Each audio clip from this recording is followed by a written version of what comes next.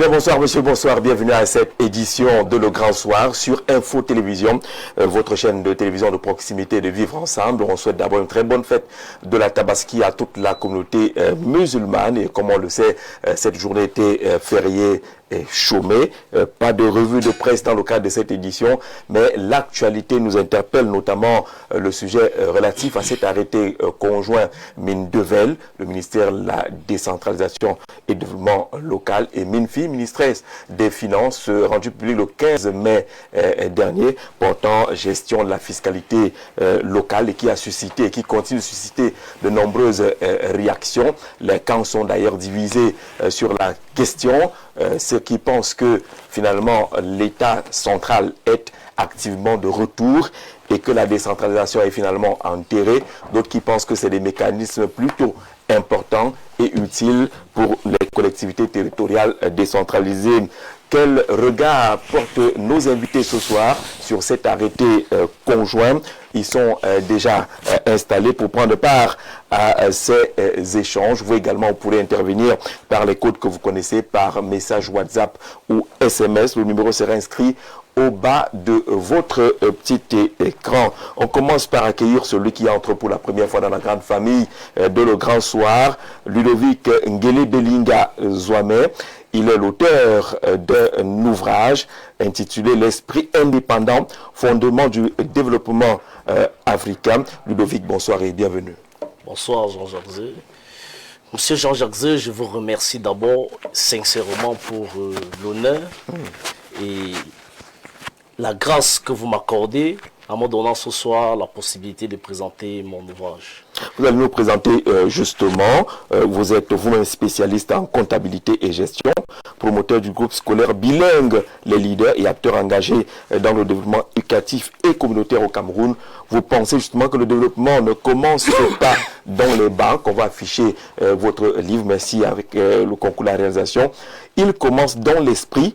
Pendant des décennies, vous dites que l'Afrique a cherché son modèle de progrès à l'extérieur, adoptant des solutions souvent inadaptées à ces réalités. Pourtant, ses ressources les plus précieuses ne se trouvent ni dans son sous-sol, ni dans les aides internationales, mais dans l'intelligence et la créativité de ses propres fils et filles. C'est ce que vous dites dans cet ouvrage, L'esprit indépendant, fondement du développement africain.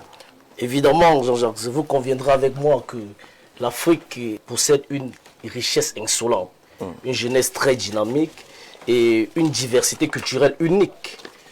Et pourtant, 60 ans après les indépendances, nous avons toujours l'impression de chercher notre boussole dans les tiroirs des autres. Mon livre, L'esprit indépendant, fondement du développement africain, part d'un constat simple. Le vrai blocage de notre continent n'est pas le manque de ressources, mais c'est le manque de souveraineté intellectuelle. Nous avons hérité des systèmes, des modèles, des grilles de lecture qui n'appartiennent pas à nos réalités.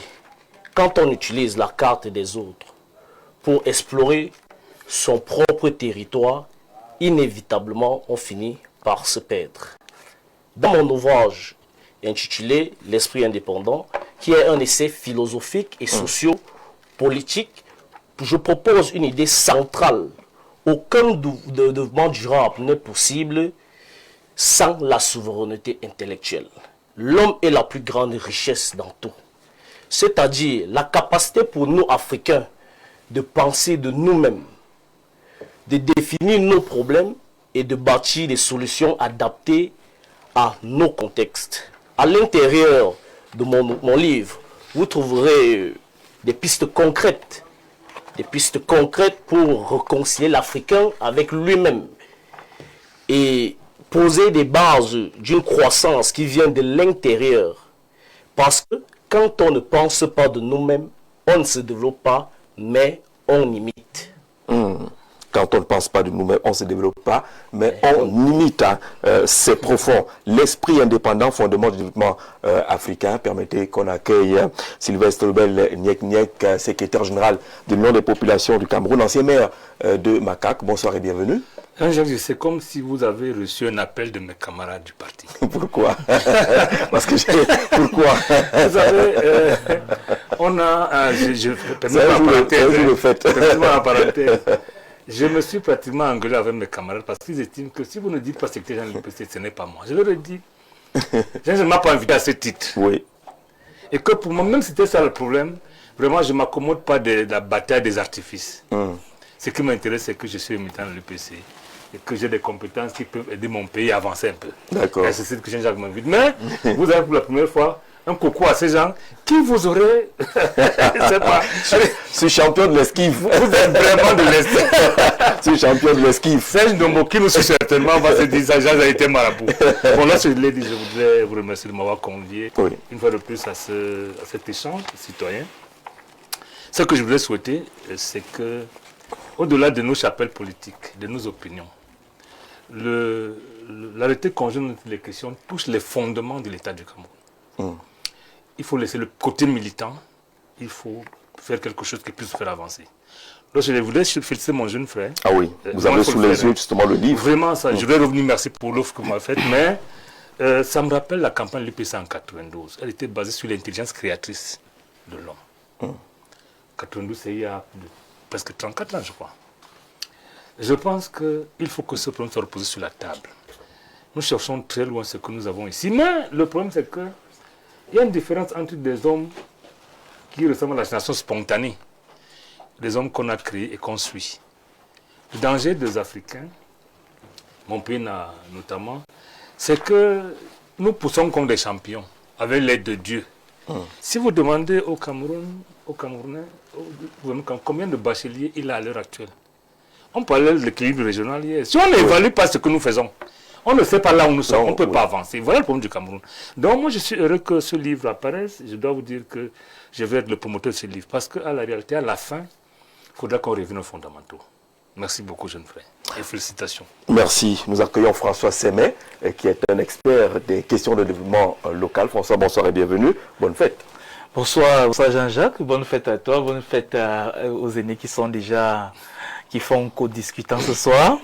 Et nous allons nous faire chorus pour défendre ou bien pour éclairer la lanterne de tous ceux qui nous suivent partout au Cameroun et certainement aussi à l'international.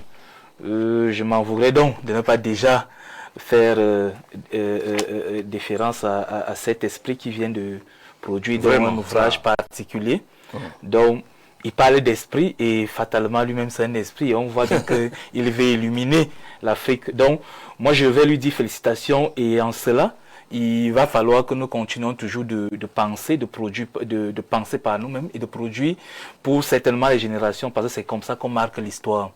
Donc certainement je vais dire un sympathique bonsoir aussi à la communauté musulmane qui fête aujourd'hui, qui célèbre la fête de la Tabaski.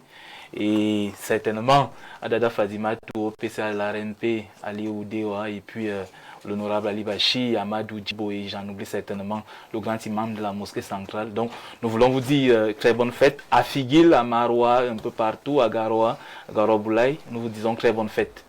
Merci beaucoup François Sémé d'être de notre ce soir. Eugène François Toundé, c'est un conseiller municipal.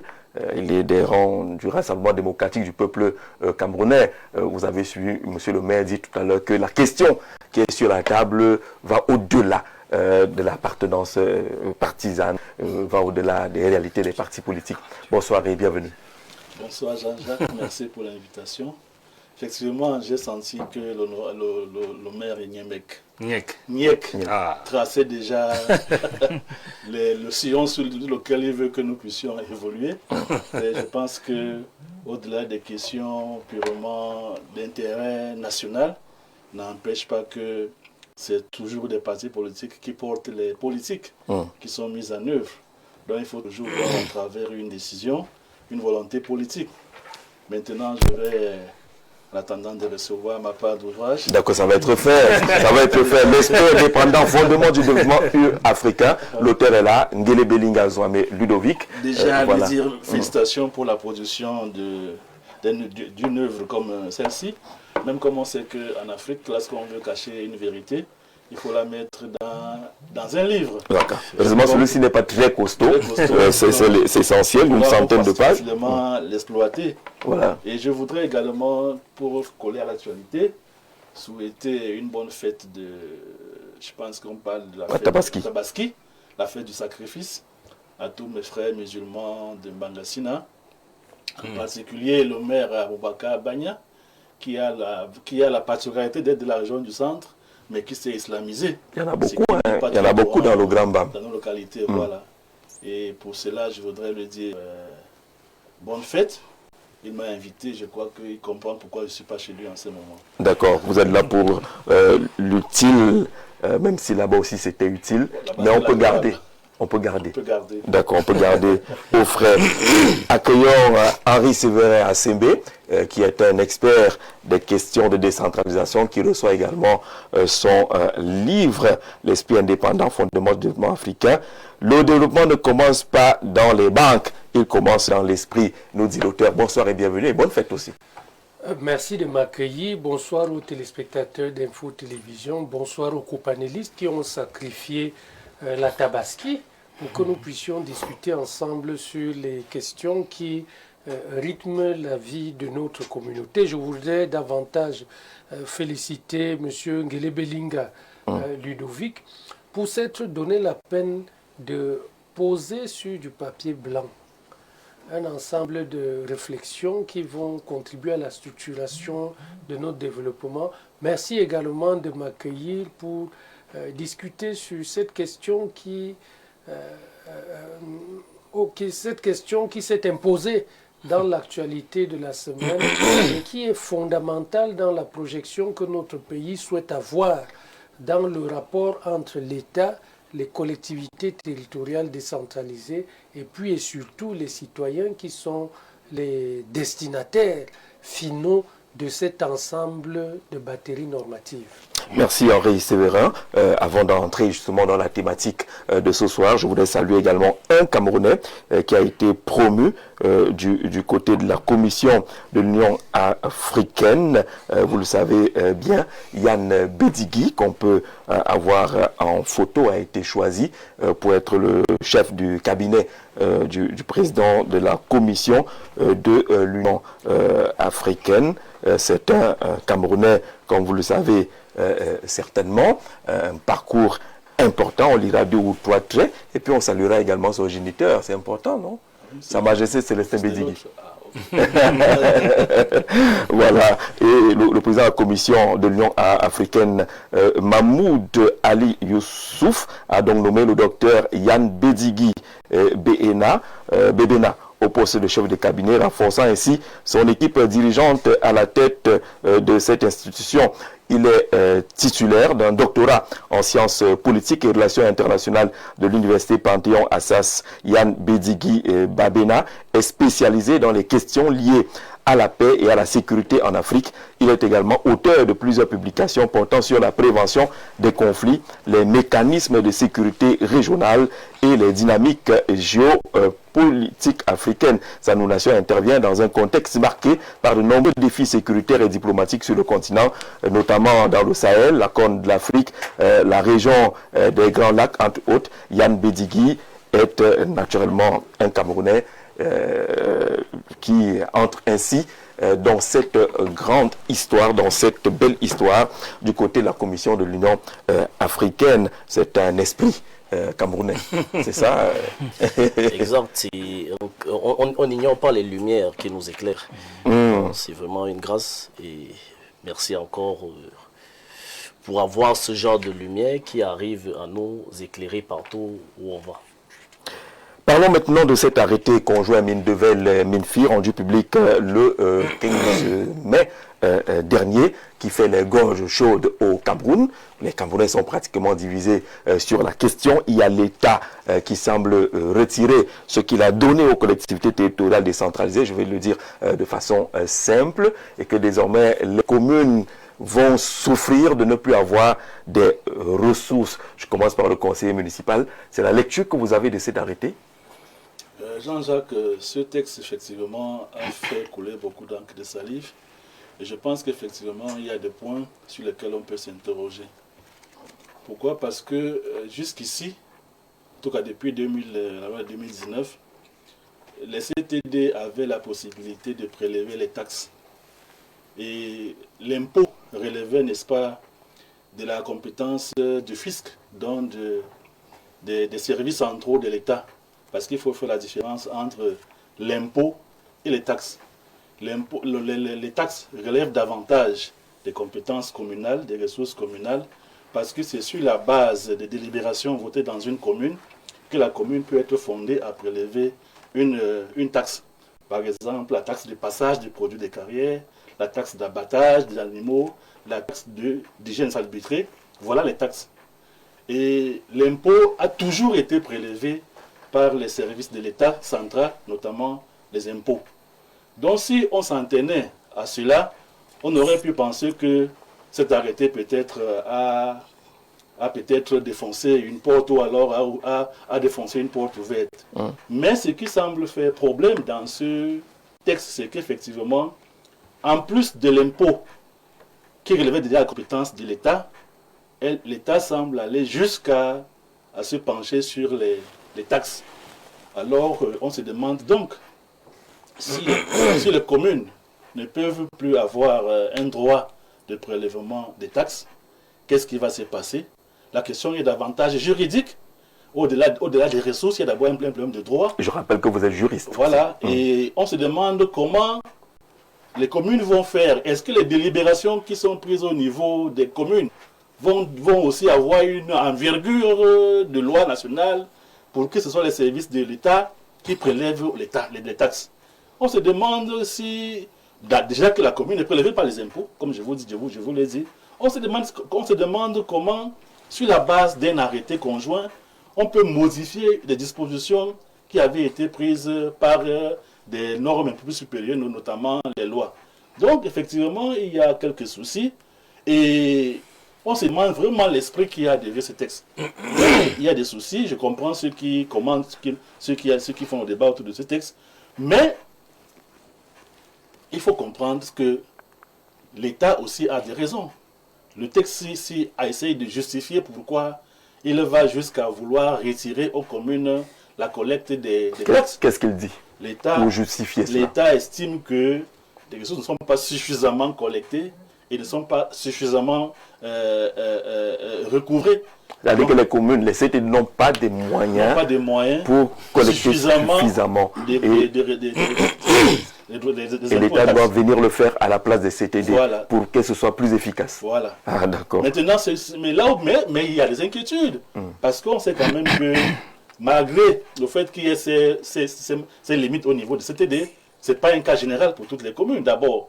De deux, on sait aussi que la mise en œuvre du compte du Trésor constitue quand même un goulot d'étranglement. Lorsqu'on voit le temps qui est pris pour mettre à disposition les CAC, sentiments initiels communaux, auprès des communes, on se demande comment ça va se passer lorsque la commune sera en devoir d'attendre tout de l'État, y compris ces taxes, ces taxes-là. Ça sera vraiment difficile parce que nous connaissons les difficultés lorsque la trésorerie est centralisée, les priorités de l'État. Donc il y a vraiment matière à s'interroger, quitte à ce que les responsables des finances nous rassurent.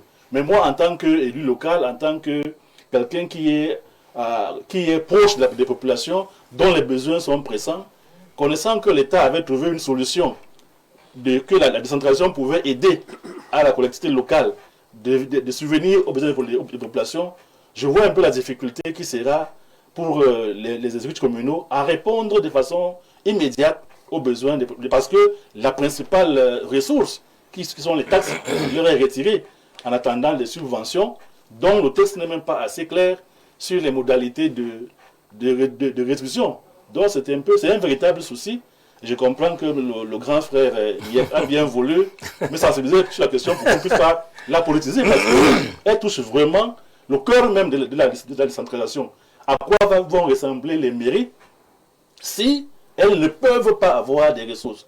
Parce que l'esprit du texte est tel que quand bien même la mairie voudrait avoir une ressource propre, il faudrait qu'elle la mette à la disposition de l'État.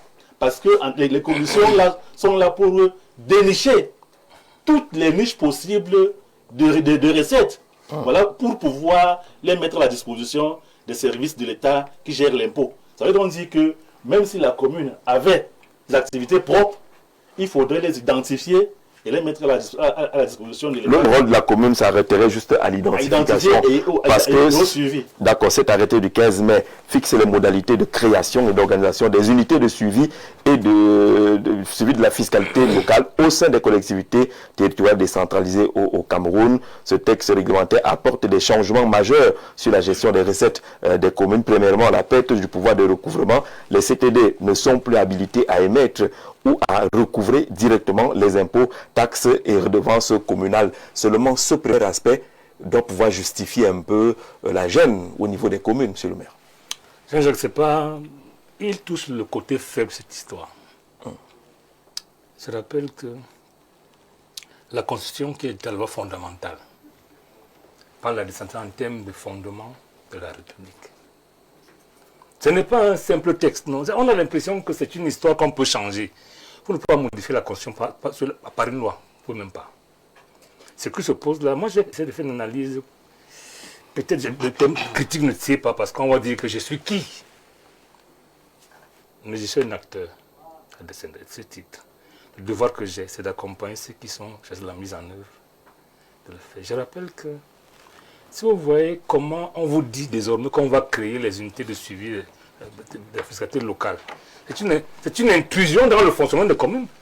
La loi l'interdit.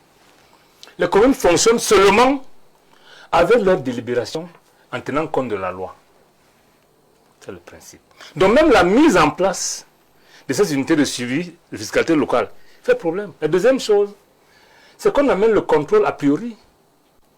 Pour mettre ça, il faudra bien qu'avant, la gratuité soit d'accord. Pourtant, la Constitution dit le contraire.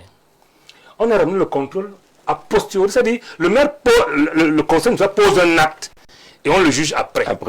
C'est le principe. Mais maintenant, tout est chamboulé. Donc je dis, sans faire insulte à ceux qui ont construit ce texte, je pense que même un arrêté doit identifier le problème qu'il veut régler. Quel est le problème qu'on veut régler? On veut rendre efficaces les recouvrements. Ce n'est pas vrai. On estime que les CTD n'ont pas les outils nécessaires. Qu'est-ce qu'on entend par dans compétence, on met quoi, Jean-Jacques? C'est ça. Les ressources. Les CTD n'ont pas de compétences. Moi, je suis d'accord. Lorsqu'on transfère une compétence, qu'est-ce qu'on fait? C'est ça le problème. On transfère. C'est pas seulement l'argent. Hein? Toutes les compétences, elles sont humaines, elles sont humaines, et même les outils, tout. Moi, je vois des choses comme si les gens pensaient que si les maires commencent à développer le Cameroun, ils vont être vus. On évite qu'ils soient ça, c'est comme une toile noire. Je ne comprends pas, le Cameroun est un territoire entièrement communal. Quelle est l'inquiétude du gouvernement? Si l'État estime que les mairies n'ont pas assez de moyens pour recouvrer, on vous affecte les moyens pour le faire. Maintenant, une autre question. Le contenu du trésor, quel maire peut savoir ce qu'il a au trésor à l'instant T? Dans ce compte unique, quel maire de la République, je mets tout le monde au défi, de me dire celui qui sait quel montant qu'il a au trésor public. Il ne sait pas. Je me demande, quel maire qui a retiré l'argent dans son compte sans laisser un pourcentage à la trésorerie générale? Disons-le ainsi, parce qu'il faut qu'on se parle franchement. Je pense que l'État a certainement d'autres choses. Que bien expliquer, on peut adhérer. Et on peut aider à faire l'attelage institutionnel de manière que ce ne soit pas une histoire que le premier juriste du quartier peut balayer. Je pense que l'État a un problème. Ça participe. Quand vous regardez comment ça fonctionne, si vous lisez le budget du Cameroun, vous allez comprendre pourquoi on arrive là. Je pense que le ministre Moutazé qui me fait pitié à la limite, parce qu'en fait, il se bat pour le service de la dette. Il fait feu de tout bois. Voilà fondamentalement ce que je peux comprendre. Pour ramasser un peu d'argent. Je peux comprendre sans être d'accord avec lui. Parce qu'on peut être d'accord, on peut comprendre ça et faire un étage qui tient vraiment la route. Mais là, il voulait faire pour le téléphone. Je voudrais féliciter, si l'information est vraie, le régulateur des télécoms qui a stoppé ça pour dire on risque de créer notre problème en voulant régler un problème. Parce que j'ai lu une correspondance, si c'est vrai, on va arriver à ça. En réalité, on va dépouiller les communes de tout. Ce n'est pas seulement d'argent. Les communes vivent de quoi? Des taxes de revenants, comment vous appelez ça? Redevance communale. Redevance, mais également de la quote-part de l'impôt qui leur revient, qui va d'abord à la trésorerie générale, qui revient après. Ça ne revient pas. Vous savez, demandez au maire la dernière tranche de CAC qu'il a reçu. 6 mois. Ne pas 6 mois, ça c'est vrai. 6 mois. Mais attends, de quelle compétence on parle? L'État n'arrive pas à recouvrer. Paul Biya a fait le constat en 2009. Relisez-le. Il disait que l'État recouvre moins de 30% des impôts dus. Le problème ailleurs. Si vous regardez ceux qui sont en prison, ce n'est pas moi qui ai écrit les fichiers parallèles de paiement d'impôts.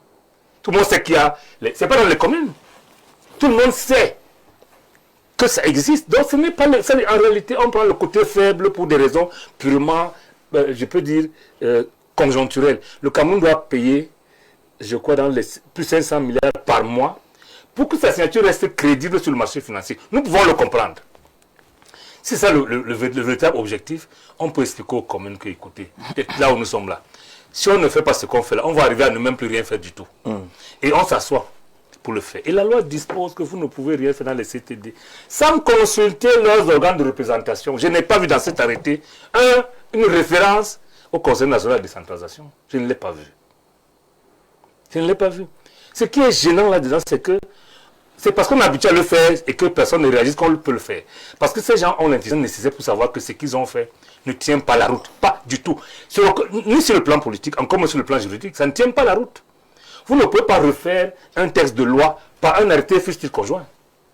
Si vous regardez la compétence des arrêtés, ça doit se prendre quand et où? Allons-y. Non. Lorsque des sujets touchent plusieurs ministères, on fait l'arrêté conjointement, à quel moment et comment? Est-ce qu'il y a eu au moins un conseil de cabinet qui a tablé sur cette difficulté? Est-ce qu'il y a, parce que d'ailleurs ça se fait au cours d'un conseil de ministres, moi j'en parle pas parce que mon ami va me dire, mais tu déranges. Il me dit que je dérange.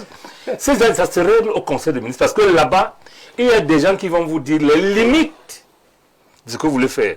L'acte ci peut sauver le Cameroun parce qu'en réalité, personne ne gagne à ce que le Cameroun soit en faillite, que le Cameroun ne puisse pas lever les fonds au niveau international. On peut le comprendre.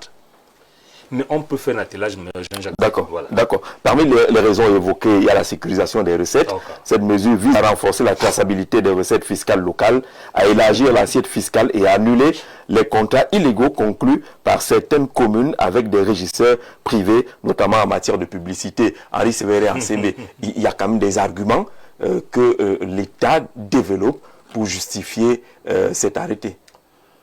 En toute chose, il y a toujours des arguments qui tiennent la route, mais aussi en toute chose, il y a toujours des arguments qui sont susceptibles de procéder à la remise en question.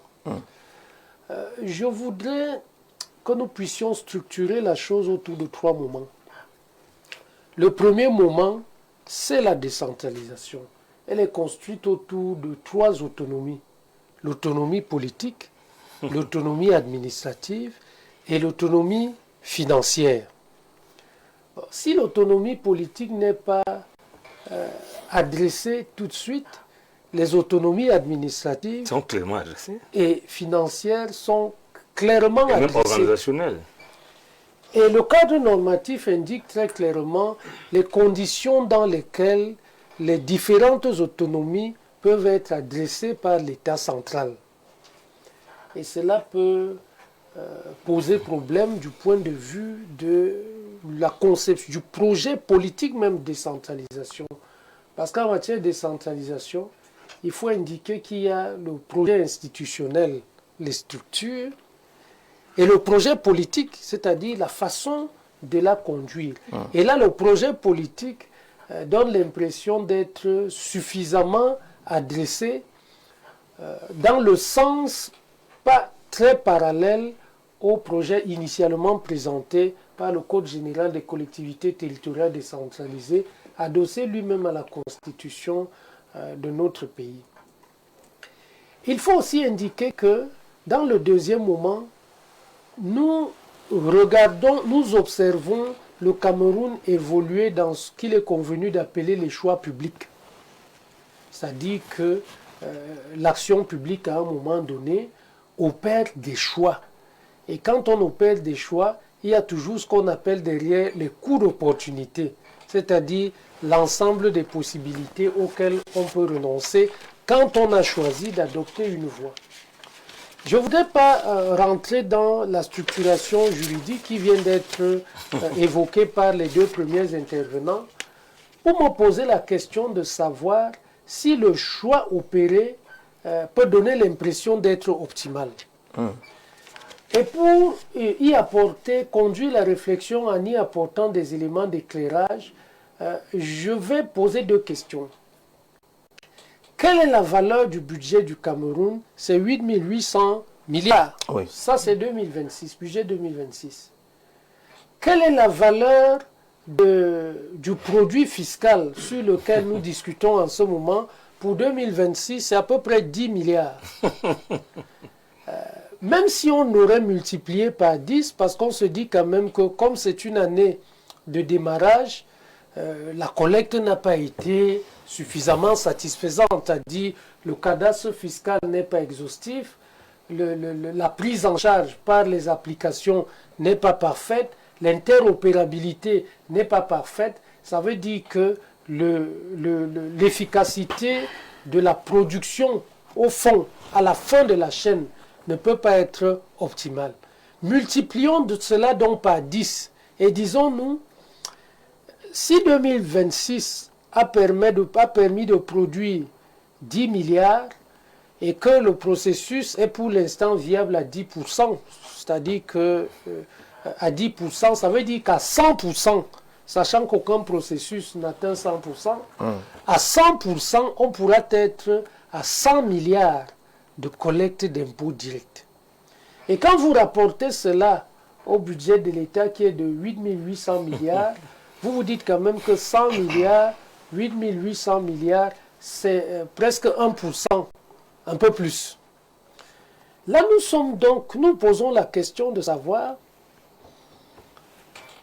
est-ce que le Cameroun a le temps, face aux enjeux, de discuter pendant 2 semaines, ça fait 2 semaines qu'on discute, de discuter pendant 2 semaines sur la propension de l'État à se substituer aux collectivités territoriales décentralisées pour collecter 1%, l'équivalent de 1% de son budget. 1%. Sachant bien entendu qu'il y a 8 800 milliards à collecter.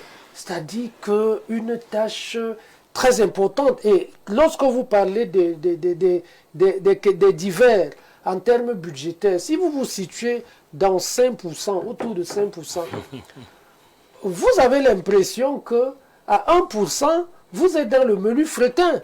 C'est-à-dire que l'État donne l'impression de partie principale, qui est de 8 800 milliards, pour s'intéresser à ce qui peut être relevé au stade des divers, c'est-à-dire moins de 1%. Quand je dis moins de 1%, pour l'instant, le moins de 1%, là, on peut le diviser par 10.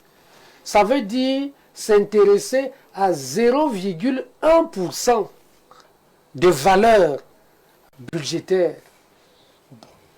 On se pose donc la question de savoir quelle est la pertinence de ce choix.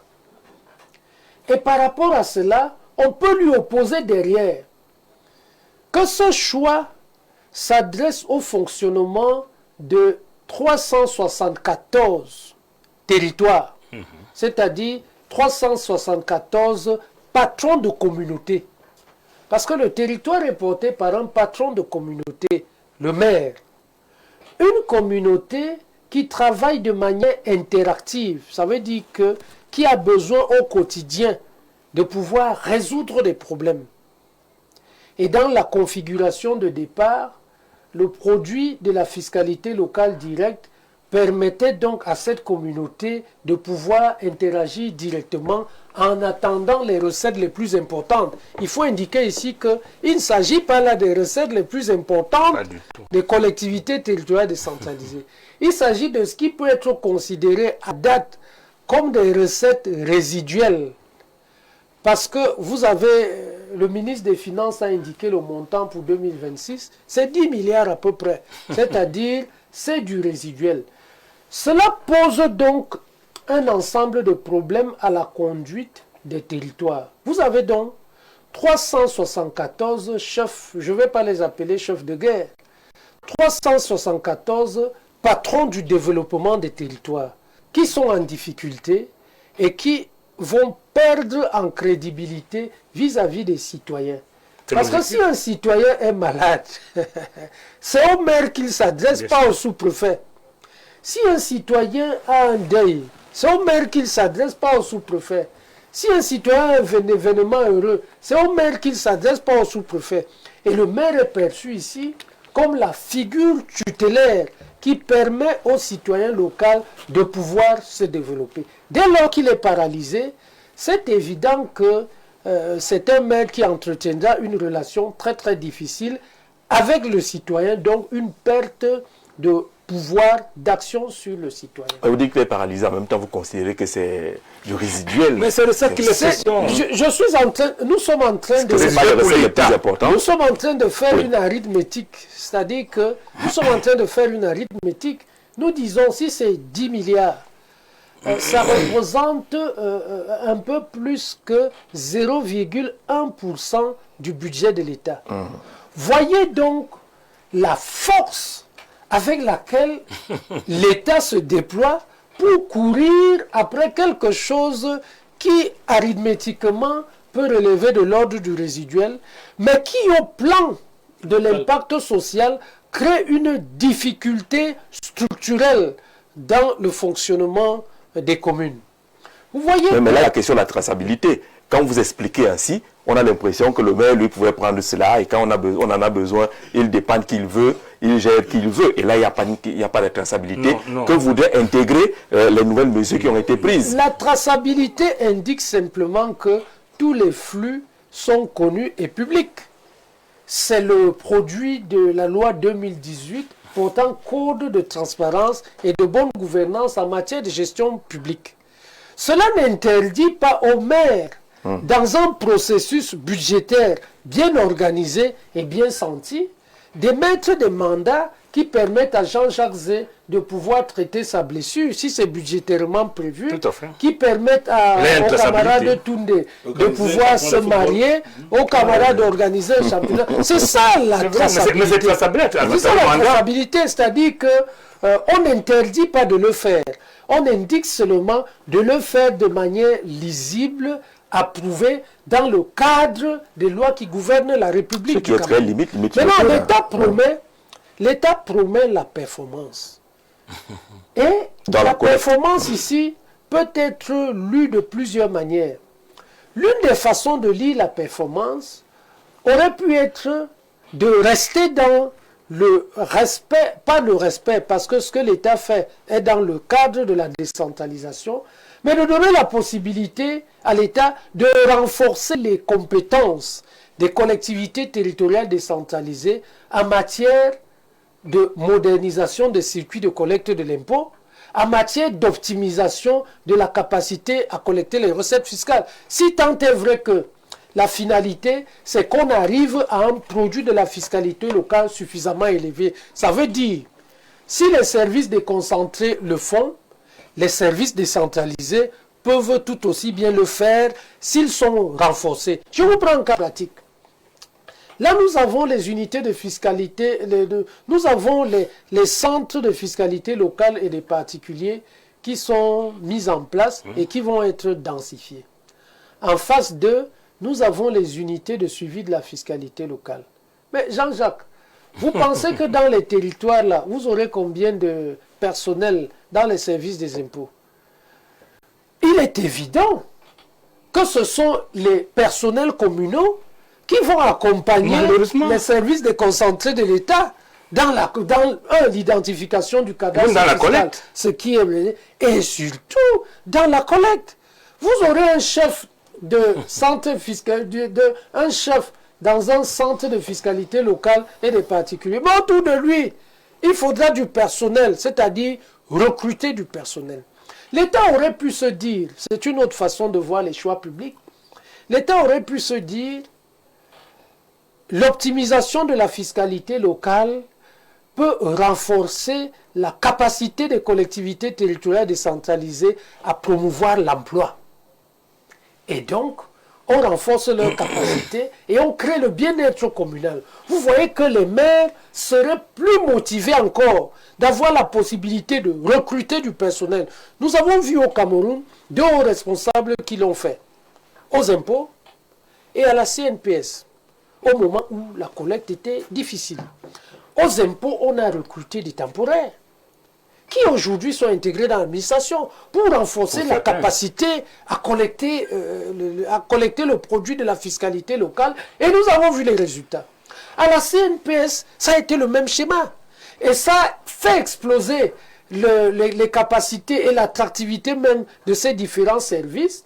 Et nous pouvons nous dire que c'est possible dans les collectivités territoriales décentralisées. Imagine donc un maire qui est capable sur une année de générer en termes d'emplois directs 200 emplois. Si vous êtes à Yaoundé, dans une commune qui a 1 million d'habitants, vous pensez qu'il faut combien de personnes pour collecter le produit de la fiscalité? Il en faut en centaines. Et il est bon donc que du point de vue de la décentralisation, ce soit les élus locaux qui bénéficient de ce pouvoir. Cela renforce la relation avec les citoyens. Cela renforce la relation avec l'économie. Prenez un autre cas de figure.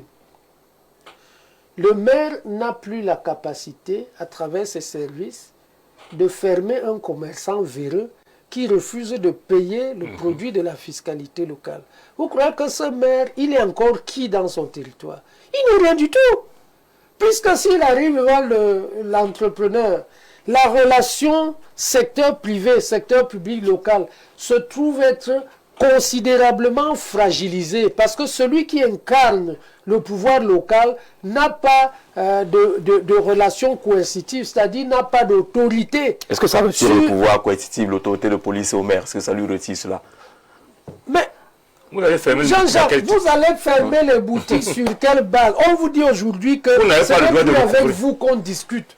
On discute avec les services déconcentrés de l'État. Ça veut dire... L'interlocuteur, c'est vous d'abord. Ça veut dire... C'est vous qui faites le suivi, c'est vous qui transmettez les informations. Vous n'êtes rien. Vous suivez ce que vous avez identifié. Qui identifie? C'est le maire. C'est la collectivité. Le maire ne fait aucune émission. Monsieur le modérateur, c'est pas lui qui dit le maire travaille... La nouvelle disposition se résume à 2 phrases. Ouais. Premièrement, la commune gérait la fiscalité locale pour elle-même, fiscalité locale directe pour ses besoins. Aujourd'hui, l'État gère la fiscalité locale pour les besoins des communes. Ça veut dire que la commune n'est plus l'interlocuteur du secteur privé. Pas du tout. Dans le territoire. Automatiquement, la conséquence, c'est que nous allons nous éloigner des attendus de la décentralisation. Parce que là où la commune avait un pouvoir coercitif pour construire une relation d'autorité suffisamment porteuse économiquement avec le secteur privé, on lui indique très clairement qu'il n'est plus l'interlocuteur ou alors sa capacité à interagir avec le secteur privé devient faible. Et économiquement, la capacité créative de la commune devient faible parce que la commune ne peut plus dire Monsieur Toundé, Monsieur Niek, Ludovic, asseyons-nous autour de la table. On va lui dire, bon, écoute, Monsieur le maire, nous allons voir cela. Non, mais c'est là quand même trompé l'affaire. Les gars qui viennent du département s'occupent d'un aspect. L'aspect de la fiscalité. L'aspect de la collecte, c'est celui qui collecte. Voilà, l'aspect de l'émission d'abord. Oui, ça c'est un aspect. C'est lui qui émet les ordres de paiement. Quelque part, il n'y a pas que les impôts. Il ne peut même pas émettre les ordres de paiement.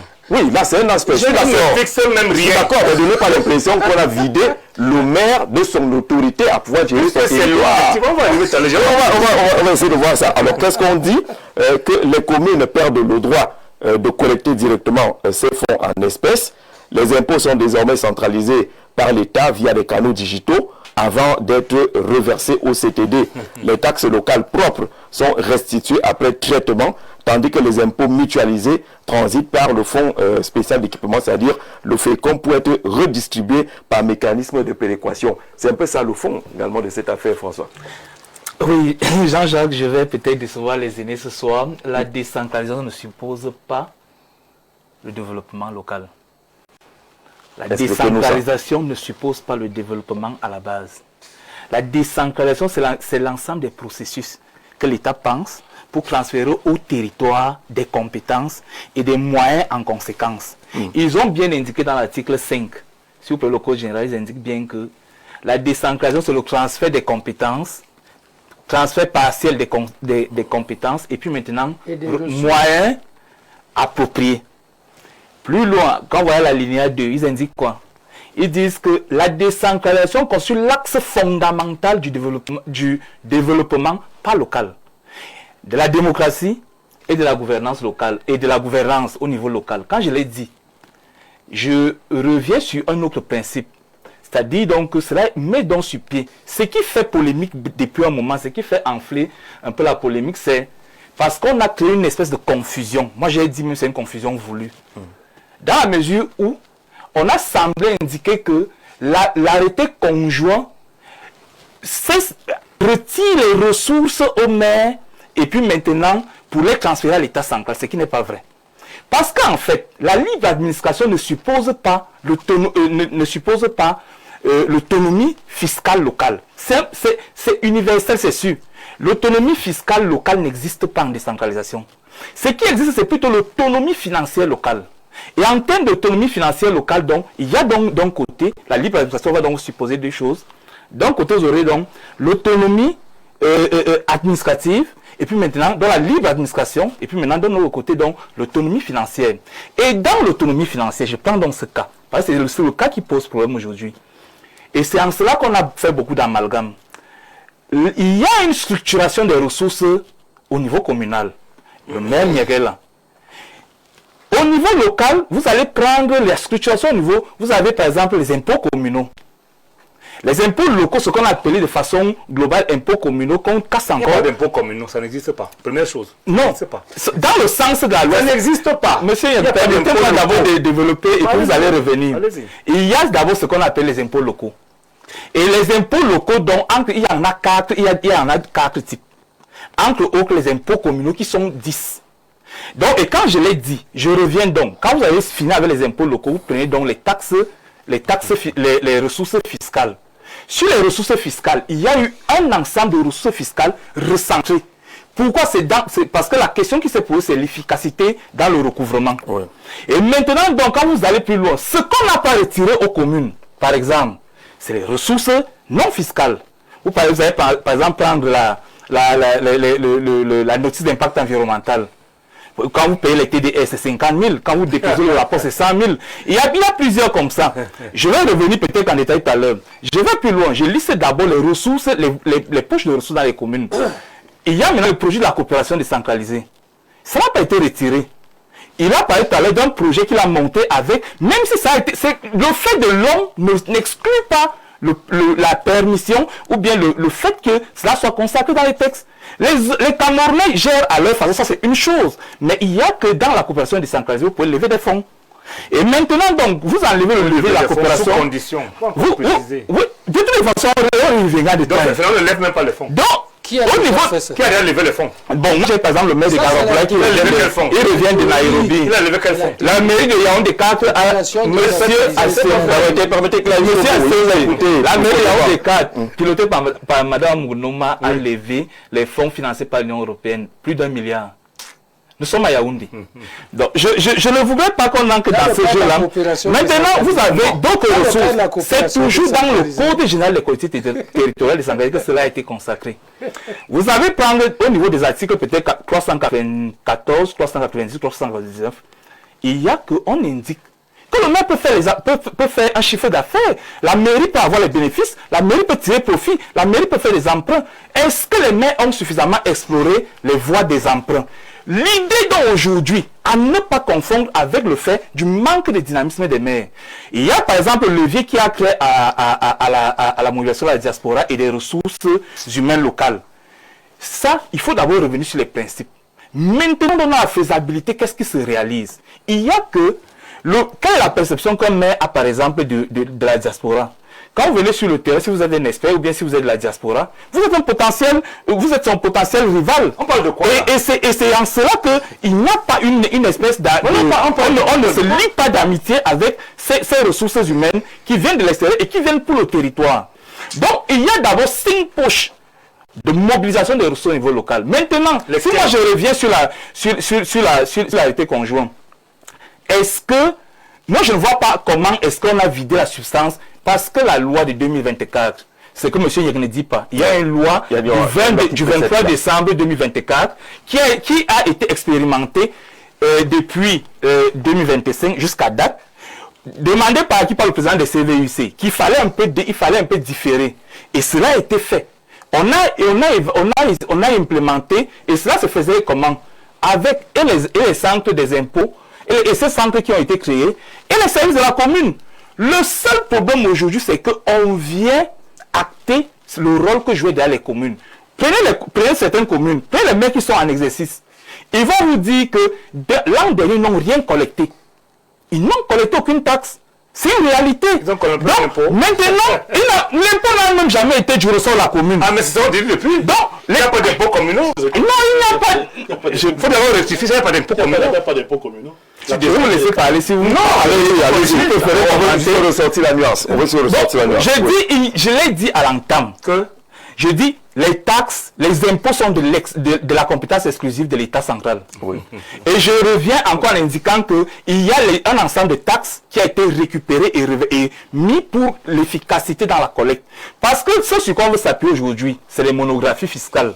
Et en cela, donc, il faut s'appuyer sur ceux qui ont la ressource humaine. Ce qui s'est fait l'an dernier. Moi, je le dis parce que moi, je travaille avec les maires au quotidien. Donc, j'ai dit ça s'est fait à Batour, ça s'est fait à Garoboulaye. Et on a vu que la vérité, donc, c'est que est-ce que c'est efficace? Ça, c'est une autre question.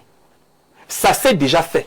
Mais ça manque d'efficacité. Donc, objectivement, le revenu, donc, n'est pas... Maintenant, on va aller plus loin. Est-ce qu'il y a la ponctualité dans les transferts des ressources péréquatées? Non. Là, c'est un problème. Et il n'y a pas de ponctualité. Voilà là où se posent les problèmes. Mais dans la démarche, en réalité, si il y a... Quand vous dites ponctualité, c'est par exemple ce qui arrive avec les CAC. Et vous attendez pendant 6 mois, ça ne vient pas. C'est la même inquiétude que les CTD développent aujourd'hui avec ce mécanisme. Il faut que l'argent remonte, que ce soit traité pour qu'on reverse dans quel timing. Exactement, Jean-Jacques. Et en cela, par exemple, si vous prenez l'IGS, ça fait quelques jours que le ministre Motazé indique que l'IGS... Sauf que là, c'est un problème. On a un problème de timing parce que les maires ont un mandat de 5 ans. Voyez-vous, et ils travaillent sur une base qui est technique, c'est la base d'un budget programme. Donc vous avez des programmes que vous devez faire de façon triennale, vous devez planifier de façon triennale, vous devez donc les lier à un cycle budgétaire. Sauf que si les ressources n'arrivent pas à temps, le maire ne peut pas poser des actes de façon pertinente, c'est-à-dire en alliant ses priorités à ses ressources. Donc, les ressources aujourd'hui, il est question de poser encore la question de, dans l'efficacité de la mobilisation des ressources, est-ce que réellement l'État central, on regarde ce qu'il a fait l'an dernier, et on regarde ce qui se faisait par exemple les trois précédentes années, c'est-à-dire 2020, 2021, 2022, 2023, on aurait dû prendre et faire une analyse comparative. Et tirer donc les conséquences aujourd'hui pour donc indiquer que aujourd'hui on estime que l'État central a fait mieux que les mairies elles-mêmes. Sauf qu'on n'a pas de données. On n'a pas de données chiffrées. On se dit juste aujourd'hui qu'il faut plutôt recentrer et puis maintenant pour après redistribuer. Et c'est en cela que se pose le problème. Sauf que aujourd'hui, ce que nous pensons être plus pertinent, quand on indique que la décentralisation, c'est le transfert, c'est un processus. Le développement local, on a envie de dire que c'est le résultat qu'on recherche. Donc, on ne peut pas aller entre les processus et le résultat recherché en faisant un peu d'amalgame. Ça crée en fait une confusion. Et aujourd'hui, il faut clarifier cela dans l'esprit des maires. Et que les maires, parce que nous sommes mis en année électorale, Jean-Jacques, je vais aller plus loin. Moi, ce que je voudrais inviter même à ceux qui viennent aux mairies aujourd'hui, c'est de dire que faites très attention dans la mesure où le management au niveau de la CTD aujourd'hui ne respecte plus, parce que c'est la convocation du dynamisme économique au niveau territorial et donc dans la capacité du maire à mobiliser et les acteurs, à les mettre ensemble, à les organiser et à créer des projets de développement suffisamment dynamiques. Je vais sortir peut-être par là, oui. En prenant le cas de ce que nous avons fait dernièrement au FECOM avec les fonds verts. Les fonds verts climat, M. Assembe connaît bien ces fonds. Il ne va pas nier cela. Au niveau du FECOM, vous savez, le FECOM a bouclé son processus d'accréditation. Qu'est-ce qu'on demande aux maires? De monter les projets, les maturer, et ils ont un guichet maturation des projets au niveau du FECOM. Vous montez dans les projets, vous les maturez, et maintenant vous les faites financer par l'accompagnement du FECOM. Le problème à ce niveau est simple, Jean-Jacques, c'est un problème de timing. Parce que quand vous positionnez un projet au niveau du FECOM, ça prend minimalement 2 ans. Et en cela, c'est un temps dont le maire en fonction ne dispose pas. Donc ce sont ces incomplétudes, en fait, je vais dire, qui font qu'on ne cerne pas bien la dynamique qui doit être mise sur pied. Et puis maintenant, on a donc envie de repousser ça vers une... On est d'accord que tout ne commence pas par l'arrêté. Avant l'arrêté, il y a eu une loi. Il y a une loi. L'objectif, justement, c'est de rendre efficace la collecte. L'objet collecté traçable par des moyens divers. Ludovic, sur cette question, est-ce qu'on comprend aujourd'hui l'inquiétude des maires qui disent qu'avec cette affaire-là, ils peuvent se retrouver les poches vides? La réalité, c'est que ce débat est basé sur l'autonomie financière. Maintenant, l'arrêté du Mindevel et du Minfi limite en réalité l'autonomie financière des maires. Les maires aujourd'hui, ils n'ont plus l'autonomie au niveau des recettes. C'est plus le maire qui collecte les recettes. Mais au niveau des dépenses, le maire a l'autonomie au niveau des dépenses. Maintenant, qu'est-ce qui se passe? Je pense que l'État a essayé de voir au niveau d'une réalité actuelle qu'il faut accepter, que pour facilement travailler aujourd'hui et rendre les choses un peu plus traçables, il faut aller dans la digitalisation. Et peu de communes sont dans cette logique. Et maintenant, l'institution, la direction générale des impôts est quand même l'une des structures maintenant les mieux digitalisées au Cameroun. On ne peut pas l'aligner. Il y a une facilité pour cette institution d'éviter certaines fuites, de renforcer un peu la traçabilité de ces recettes-là. Mais le problème va arriver au niveau où les maires doivent se poser les questions, c'est au niveau du reversement. Ouais. Est-ce qu'ils vont reverser l'argent à temps? Et c'est où je pense qu'il faut essayer de réfléchir, que quand le maire il a déjà son projet sur la table, est-ce que après avoir obtenu le projet, il aura la possibilité d'avoir facilement de l'argent pour investir dans son projet? Lui, dans cette inquiétude, c'est la lenteur. Ça peut monter à Yaoundé et ça cale. Entre-temps, vous avez des urgences, des exigences de gestion sur le terrain et vous ne pouvez pas être satisfait quand vous le voulez, parce que ça ne dépend plus fondamentalement de vous. Oui, je voudrais quand même que vous me permettez de marquer un peu ma distance avec les propos de notre expert en décentralisation sur au moins deux aspects. Allez-y, c'est votre droit. La décentralisation n'a pas un autre objectif que le développement. Il faut la comprendre comme étant une modalité de gestion d'un État décentralisé. Elle est d'abord une notion juridique. Elle n'est pas née en 96 ou en 94, je ne sais pas l'année. La centralisation, comme l'a dit M. Yassembi, peut-être avec des mots très savants, c'est vraiment trois choses.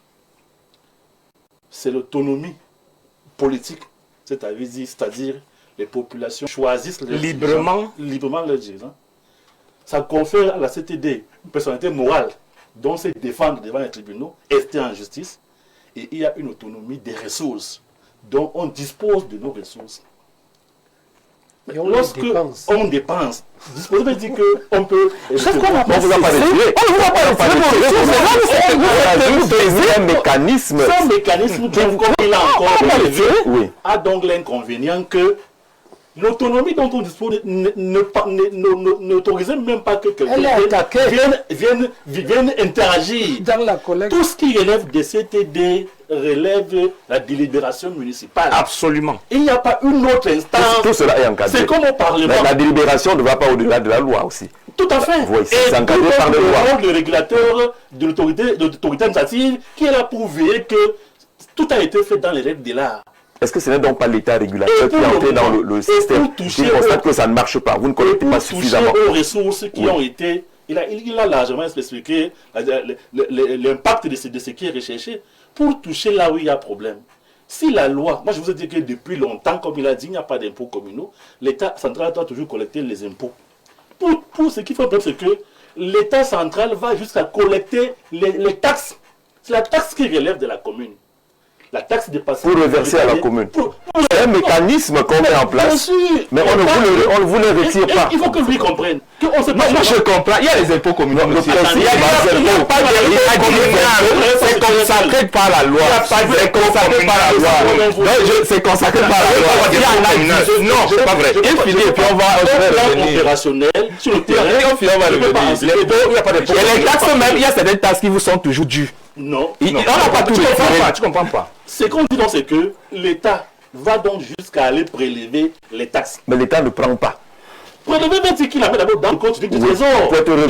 Et nous avons donc soulevé que du moment où ça répare à l'État central, connaissant notre contexte, notre environnement. Bon, le problème n'est que là. Le retard. Oui, maintenant, comme vous venez de dire, les lourdeurs administratives et autres dans le traitement. L'État aurait pu simplement aller vers le sens que beaucoup de bailleurs, comme notamment la Gisèle, l'ont accordé. S'il y a problème dans la collecte, ce n'est qu'à travers la digitalisation qu'il fallait sécuriser la collecte des recettes. Je suis d'accord avec vous qu'il y a des déperditions.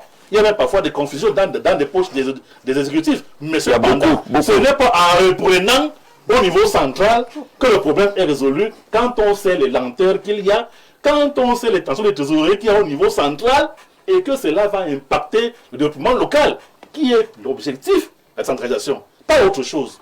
Vous dissociez.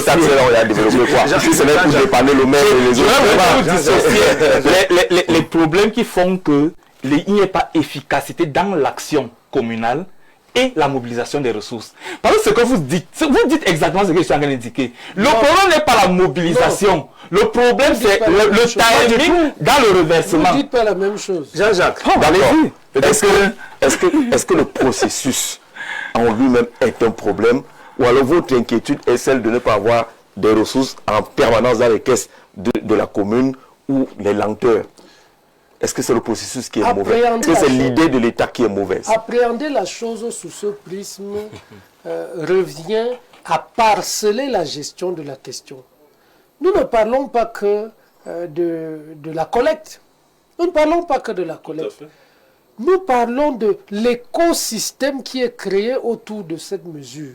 Premièrement, ce choix public crispe 374 ordonnateurs de l'action publique. C'est-à-dire qu'ils sont crispés. La décentralisation a pour objectif de les motiver. Est-ce que ça ne devrait pas les motiver un peu plus? De savoir que ce n'est qu'un petit élément de la décentralisation qui est problématique. Parce qu'ils ont beaucoup d'autres voies. Permettez-moi d'avancer. Vous allez avancer, mais je voulais quand même... Est-ce qu'on ne donne pas l'impression, ou on ne fait pas un cadeau aux maires en leur disant que maintenant vous avez un argument pour aller dire que vraiment l'État nous a tués? Et du coup, ils oublient ce qu'ils ont comme autre moyen de mobilisation des ressources. Nous ne sommes pas encore au niveau de l'oubli, nous traitons encore de la question posée sur la table. Vous avez 374 ordonnateurs qui sont crispés. Ça veut dire que pendant un mois, le temps de rechercher d'autres solutions, ils seront dans une zone de faible efficacité de l'action publique. Et naturellement, c'est l'ensemble de l'État qui va en pâtir. Deuxièmement, je vous ai indiqué que cette mesure vient également impacter de manière faiblement positive sur la capacité des communes à créer de l'emploi. Cette mesure vient crisper la construction de la relation créatrice de croissance entre l'action publique locale et le secteur privé local, parce que la relation entre le secteur privé et l'action publique est une relation de pouvoir. C'est-à-dire, plus vous avez le pouvoir d'influencer le secteur public, privé, mieux vous pouvez discuter avec lui. Dès lors que vous êtes affaibli, vous ne tirez plus avantage de la dividende qui doit vous revenir de la construction d'une relation positive entre le secteur privé et l'action publique locale. Là, nous ne sommes pas encore seulement dans la collecte. Et c'est que l'opérateur qui est concerné par ces taxes communales. Si vous êtes dans une société, nous sommes à Yaoundé, par exemple, nous sommes à Yaoundé. Sortons un peu du cas de Yaoundé, parce que c'est difficile de savoir qui fait quoi à Yaoundé et qui ne fait pas quoi. Oui, par exemple. Pour construire la croissance, enfin, il est établi. Parce qu'on a l'impression, quand on parle d'une commune, on ne voit pas Mboma, on ne voit pas du Maïtan, on a l'impression que ça concerne les Yaoundé seulement. Il est établi que pour construire la croissance dans une communauté, il faudrait construire des espaces de dialogue structurés avec les parties prenantes. À Bomban, vous avez le maire royal qui a besoin de discuter avec les acteurs qui transforment la forêt. Vous avez le maire royal qui a besoin de discuter avec les acteurs qui transforment le cacao ou le palmier à huile. Et ça avec lesquels, avec lesquels on pose le CDMT de la commune sur la table. Et on leur dit, pour notre commune, comme nous sommes à une production intérieure brute locale, je vais dire une connerie, de 10 milliards de francs CFA, je voudrais que nous puissions passer à 20 milliards. Comment on fait?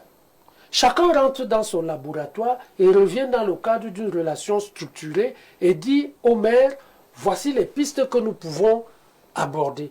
Dès lors que vous perdez votre pouvoir vis-à-vis des parties prenantes locales diminue, parce que, vous n'avez plus d'argent pour soigner les malades. Cet argent en temps réel, pour soigner les malades, vous perdez en crédibilité. Et quand vous perdez en crédibilité, votre capacité de négociation s'effrite. Et votre influence sur l'ensemble de l'écosystème. D'où l'inquiétude que j'avais. Est-ce qu'on n'est pas en train d'enfermer les maires sur les revenus de la fiscalité, alors qu'ils peuvent se déplacer autrement? On peut aussi se dire ceci. Je pensais que le meilleur était pour la fin. On peut aussi se dire ceci. L'État ayant fait un tacle glissé aux collectivités territoriales décentralisées, ces dernières peuvent considérer cette épreuve comme une opportunité. Parce qu'il n'y a rien de strictement mauvais. Nécessité faisant loi, les collectivités territoriales décentralisées vont donc se lancer dans ce qu'on appelle la valorisation et l'exploitation du domaine public local. Et l'un des sujets sur lesquels nous travaillons, c'est l'entrepreneuriat territorialisé. Ça veut dire que les communes vont créer leur SNI, c'est-à-dire les sociétés communales d'investissement. C'est ça que vous parlez. Ce n'est pas dans la réforme, on parle de la conjointe. Non, sauf que...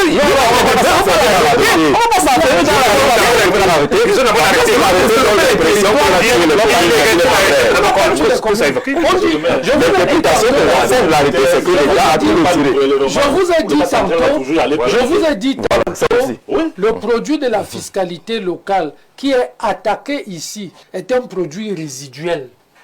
Parce que les impôts soumis à péréquation sont plus... Ce qu'il faut dire aux gens, c'est quoi la fiscalité locale? Plus importants. On dit donc que, nécessité faisant loi, cette difficulté a vocation à être transformée en opportunité.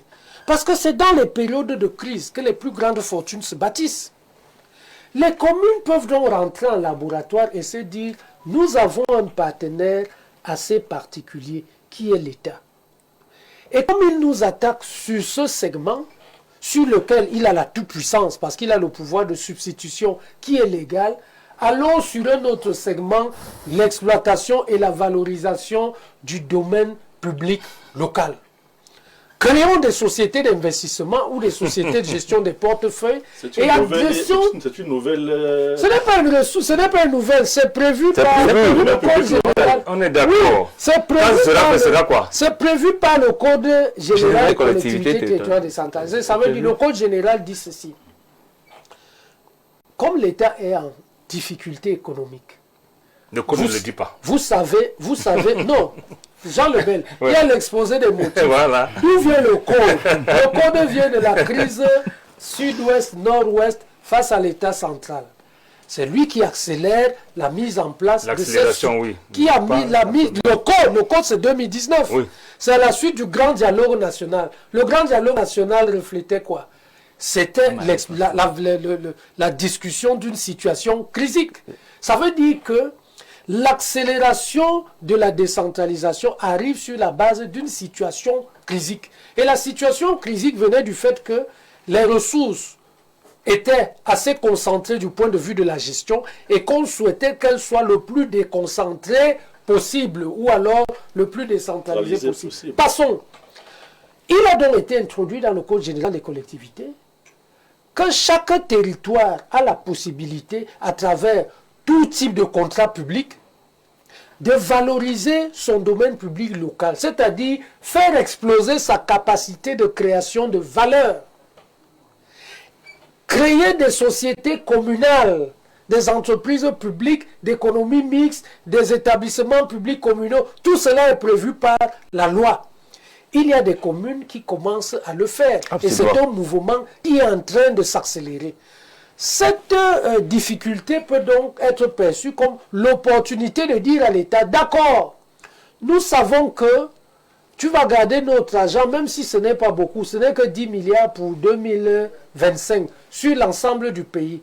Comme tu vas garder cet argent, accélère-nous plutôt dans le développement des sociétés d'économie mixte, le secteur privé local. De telle sorte que comme tu aimes beaucoup l'argent, que tu as une plus grande capacité de collecte de l'impôt. Parce que plus la valeur ajoutée est créée, plus l'impôt est levé. L'impôt est un prélèvement. Donc il faut une base de prélèvement. Et les communes peuvent donc négocier avec l'État sur l'accélération de la mise en place de la base de prélèvement. Deuxièmement, si vous êtes dans une entreprise d'économie mixte, les communes deviennent moins dépendantes parce qu'elles permettent au secteur privé local et à d'autres investisseurs de densifier l'injection de valeur dans le territoire. Et c'est pour ça également que la fiscalité locale a été aménagée pour que dans le cadre de la loi des finances, il y ait la compétition entre territoires. Qu'il y ait des territoires plus attractifs fiscalement qui permettent aux investisseurs de venir et puis de faire émerger le secteur privé local. Dès lors que vous avez une entreprise qui fait de gros profits, ça peut être un gisement de reversement dans le budget communal. Nous voyons des communes qui peuvent arriver. Pour l'instant, le budget communal, c'est quoi? Une commune qui a 1 milliard est très riche. Quand elle atteint 2 milliards, c'est l'explosion. Il n'y a que des communes de Douala et Yaoundé qui peuvent aller à 3-4 milliards. Et quand vous voyez, dès que vous voyez 3-4 milliards, c'est qu'il y a de grands investissements du FECOM dedans sur la base de la dette. Si le secteur privé local est donc valorisé, à travers ces entreprises, la commune peut générer des profits, la création d'emplois, la levée de l'impôt et tout ce que vous pouvez imaginer qui augmente ces ressources. D'accord, pas la réalité. D'accord. Mais il y a des communes qui sont bien lancées. Il y a des communes qui... Moi, je voudrais vous dire, en tant qu'ingénieur dans le développement des territoires, je travaille sur la mise en place des sociétés communales d'investissement, sur la base de l'exploitation du domaine communal, le modèle économique, les perspectives de développement. Déjà. Il faut bien commencer quelque part. Il faut bien commencer quelque part. Ça se fait. C'est très tranquille. C'est des commandes déjà passées et c'est de l'argent que je consomme parce que mon travail, c'est de produire. Ça, c'est clair. D'accord, on va enchaîner.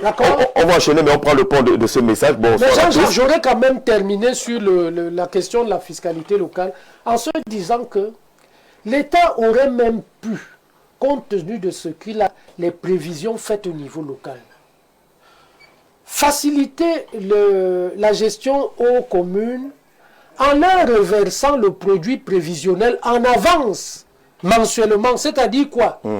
Si c'est 10 milliards, l'État divise par 12. Et chacune des communes, en fonction des prévisions, dit pour le mois de janvier, pendant que moi je collecte, puisque j'ai désormais le monopole de la collecte, et j'ai le monopole des péréquations. Même si vous me bouffez, je sais comment je vais redresser ça. Comme cela se fait en France.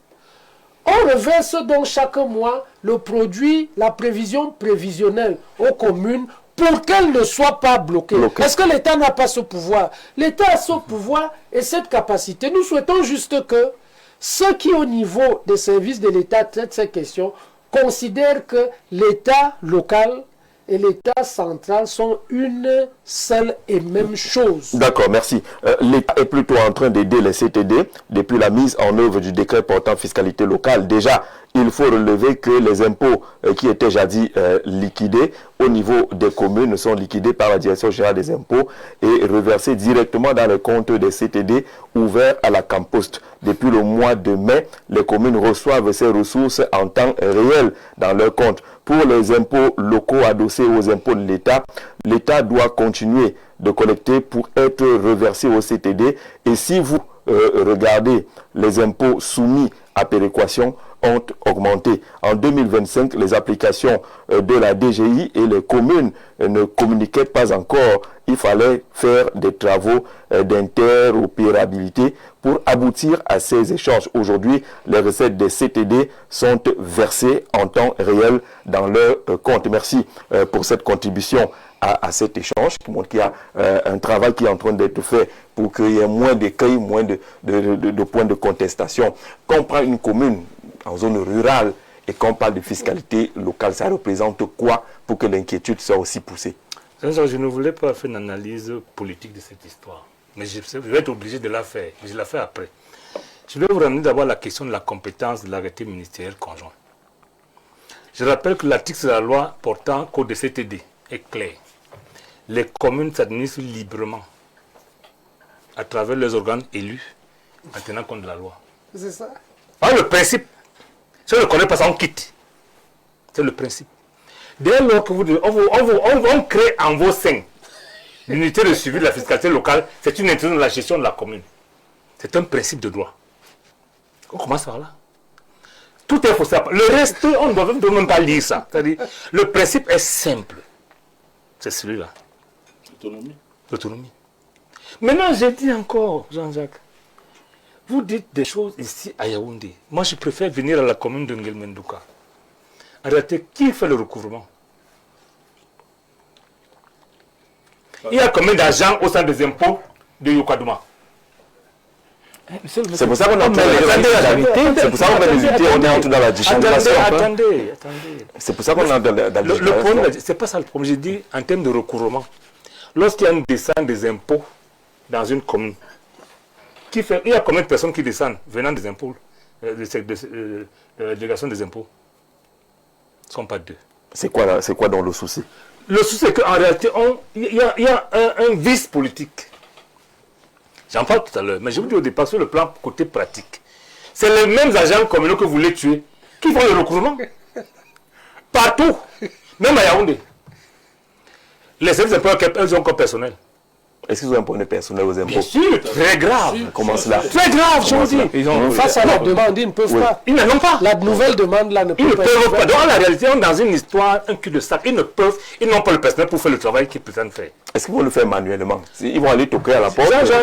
Il y a un travail préalable. On n'identifie pas. Qui identifie? C'est la commune. La commune va identifier avec quoi? Puisque vous dites qu'ils sont des voleurs, ils ne savent rien faire. Ils ne sont pas des voleurs, ils ne sont pas efficaces dans le recouvrement.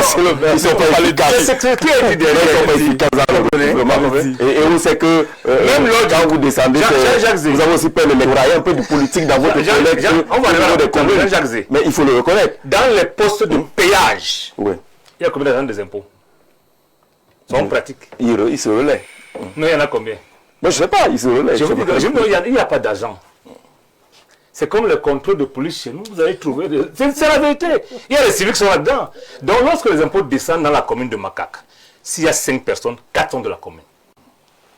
S'ils veulent voler, ils vont voler. Autour du chef de village. Voilà, donc, le problème n'est pas là-bas. Le problème est éminemment politique. Et je vous dis pourquoi. Si vous regardez les résultats des élections présidentielle, vous allez comprendre comment les gens anticipent. En réalité, on ne veut pas regarder les communes du village, Jean-Jacques Zé. Ça nous intéresse parce qu'en fait, je vous dis, c'est le terme résiduel. C'est-à-dire, en réalité, la commune de Makak, pour son cas, ne peut pas développer plus de 200 000 francs par mois. Ce n'est pas là le problème. C'est Yaoundé, Douala, Garoua, où le président a perdu les élections. En fait, on va couper ces maires qu'on suppose requestrant demain des ressources. Voilà la réalité politique. Mais malheureusement, on dit que le maire soit SDF ou RDPC, c'est le maire du Cameroun. Parce qu'on a fait un intellect juridique qui ne tient pas la route. On commence par là, ça ne tient pas la route. Je dis encore que la réalité conjointe ne peut pas venir corriger la loi. Pour créer un organe dans la commune, qu'est-ce qu'on fait? Que prévoit la loi? C'est par délibération. Maintenant, pour revenir aux impôts. Cela est dans la réalité. L'impôt, non, je suis désolé. On crée les unités de support. Comment?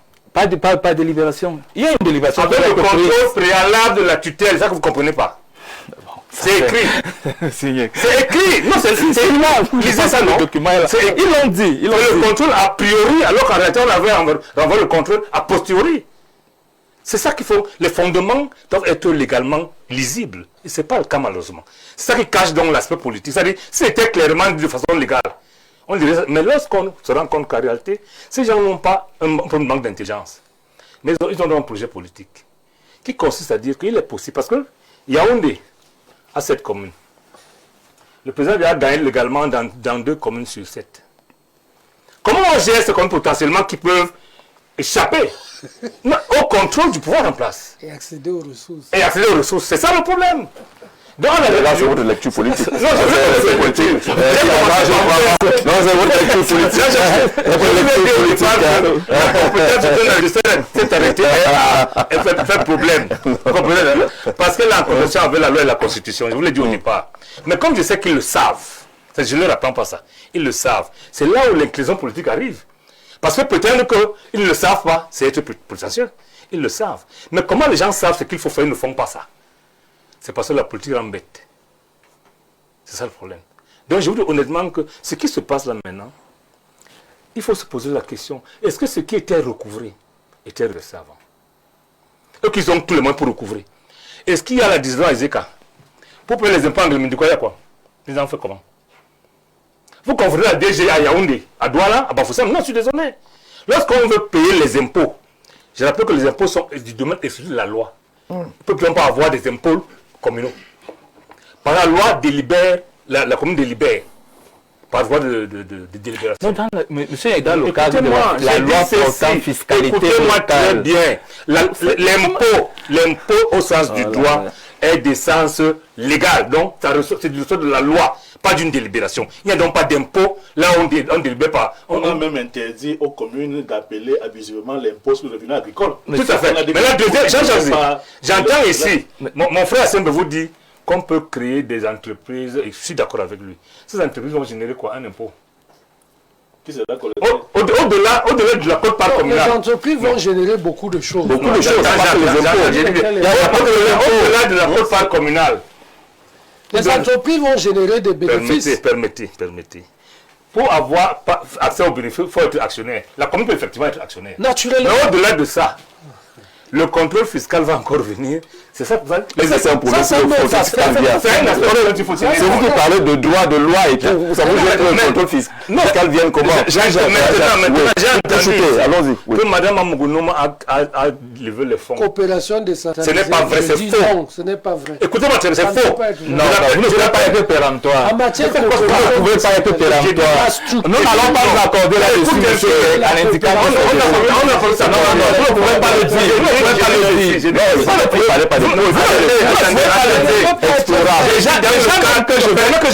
vais vous dire quelque chose. Je vais préciser quelque chose. Vous avez déjà dit.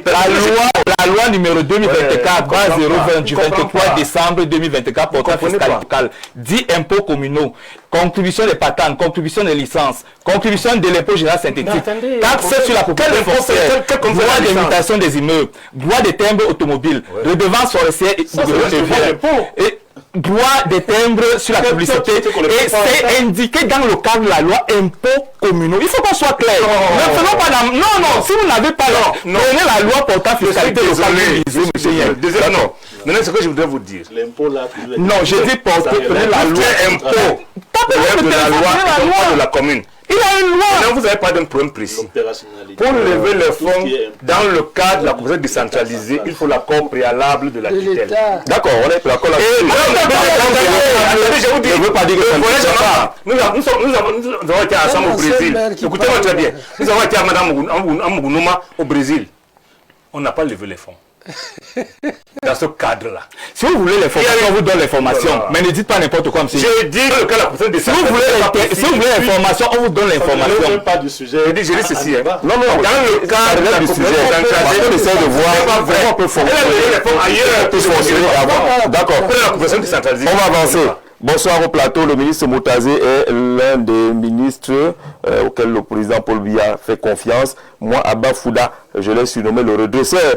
Il va le faire pour les impôts et aussi pour la SICAM, patrimoine national. Faisons-lui confiance. Bon courage de ce côté-là. On va retrouver d'autres contributions. voilà, qui s'enchaînent. Oui, écrivez assez court pour qu'on puisse repérer facilement vos différentes contributions. Voilà. Bonsoir le panel, je suis expert en décentralisation. Voilà, monsieur Assembe, je voulais qu'on me donne la définition de la décentralisation. Auparavant, la Direction générale des impôts qui faisait le recouvrement, aujourd'hui, les communes ont déjà des experts. Moi-même, je vous écris, je suis expert en décentralisation. Les communes doivent elles-mêmes avoir la capacité de recouvrer leurs impôts. Quand les inspecteurs des impôts recouvrent les impôts communaux, ils prennent 10 à 100%, je ne sais pas trop, 10%, les répartitions, alors que les collectivités territoriales décentralisées sont capables de recouvrer leurs impôts. La décentralisation, il n'y a pas de ponctuation, monsieur l'expert.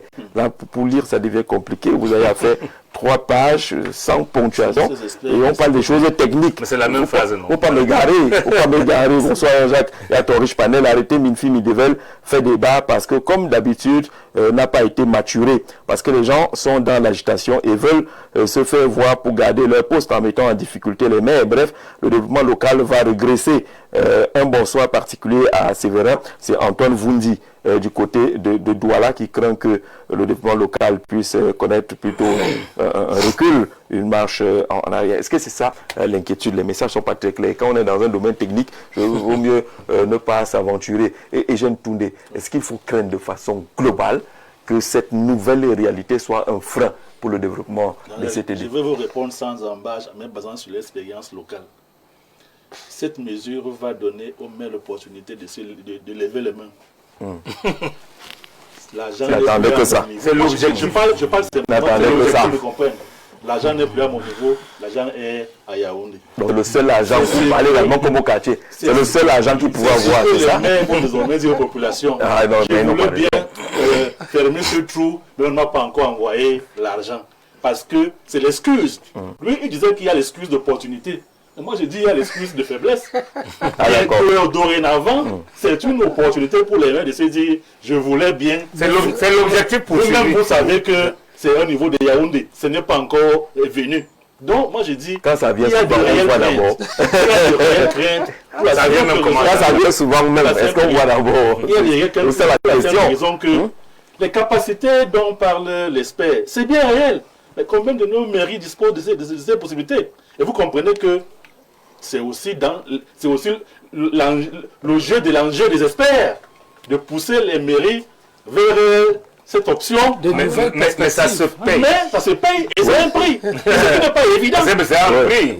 Et c'est pas toutes les mairies qui ont ces capacités. Moi, je vais comprendre. Moi, je me perds c'est pour dire quoi? Est-ce que dans les faits, ça paralyse effectivement une commune? Ça ne paralyse pas totalement, mais ça affaiblit. Ça affaiblit les mairies. Surtout celles qui n'ont pas de capacité. Et elles sont nombreuses au Cameroun à ne pas disposer des experts. Déjà, même ce qui est fait déjà au niveau local souffre parce qu'il y a manque de ressources.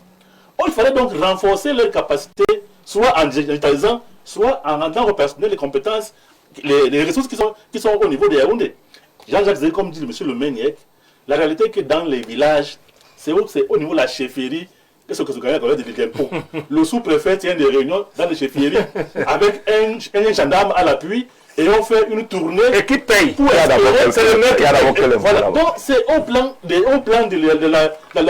niveau central, ça allait être facile. Mais au niveau local, c'est des réalités impossibles. Je ne comprends pas comment cela va être possible. D'autant plus que, quand bien même les ressources existent, de nos jours, dans les communes, je parle d'expérience, la majorité des communes ne fonctionnent qu'avec les CAP, les codes-parts, les transferts propres, généralement, représentent près de 20 à 30% dans les comptes des communes.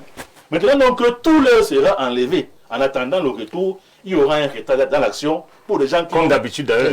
Mais pas que tout leur sera enlevé. Ne dites pas que tout leur sera enlevé. Qu'est-ce qui reste? Puisqu'on dit que les taxes qui relèvent de la commune sont prélevées. Oui. Mais qu'est-ce qui reste? Jean-Jacques, si tu permets en 30 secondes, je vais prendre 2 cas pratiques.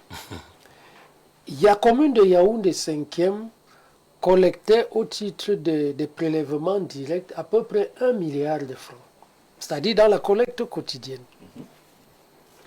Et puis, lorsque celui qui a le grand pouvoir de collecte arrive, on lui dit qu'il a à peu près 800 millions de francs il a à peu près 800 millions de francs.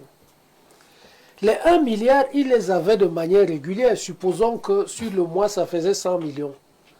Maintenant, les 800 millions qu'on lui promet viennent avec un différé qui impacte négativement. Non seulement il va gagner moins, mais avec un différé. Deuxièmement, je prends un autre cas. Nous avons la commune de Yaoundé 7e qui culminait autour de 400 millions en termes de prélèvement direct par les agents communaux. Et maintenant, pour une raison ou pour une autre, elle se retrouve à peu près à 40 millions. Je peux me tromper sur les chiffres, mais c'est à peu près ça. 40 millions. Bon, naturellement que le donateur se pose la question de savoir, mais de quoi s'agit-il? Est-ce que si moi, avec mes moyens rudimentaires, j'avais la possibilité de collecter 400 millions, les sachants vont collecter. Ça veut dire que quand Jean-Jacques Zé arrive avec tous ses pouvoirs et toute sa technicité, je dois être à 4 milliards. Mais je suis plutôt parce que je ne savais pas collecter, j'étais à 400 millions. Maintenant, quand vous arrivez, que vous savez collecter, vous multipliez cela par 10, puisque justifier... Moi, ce qu'on va déposer là-bas va être réel. Justifier...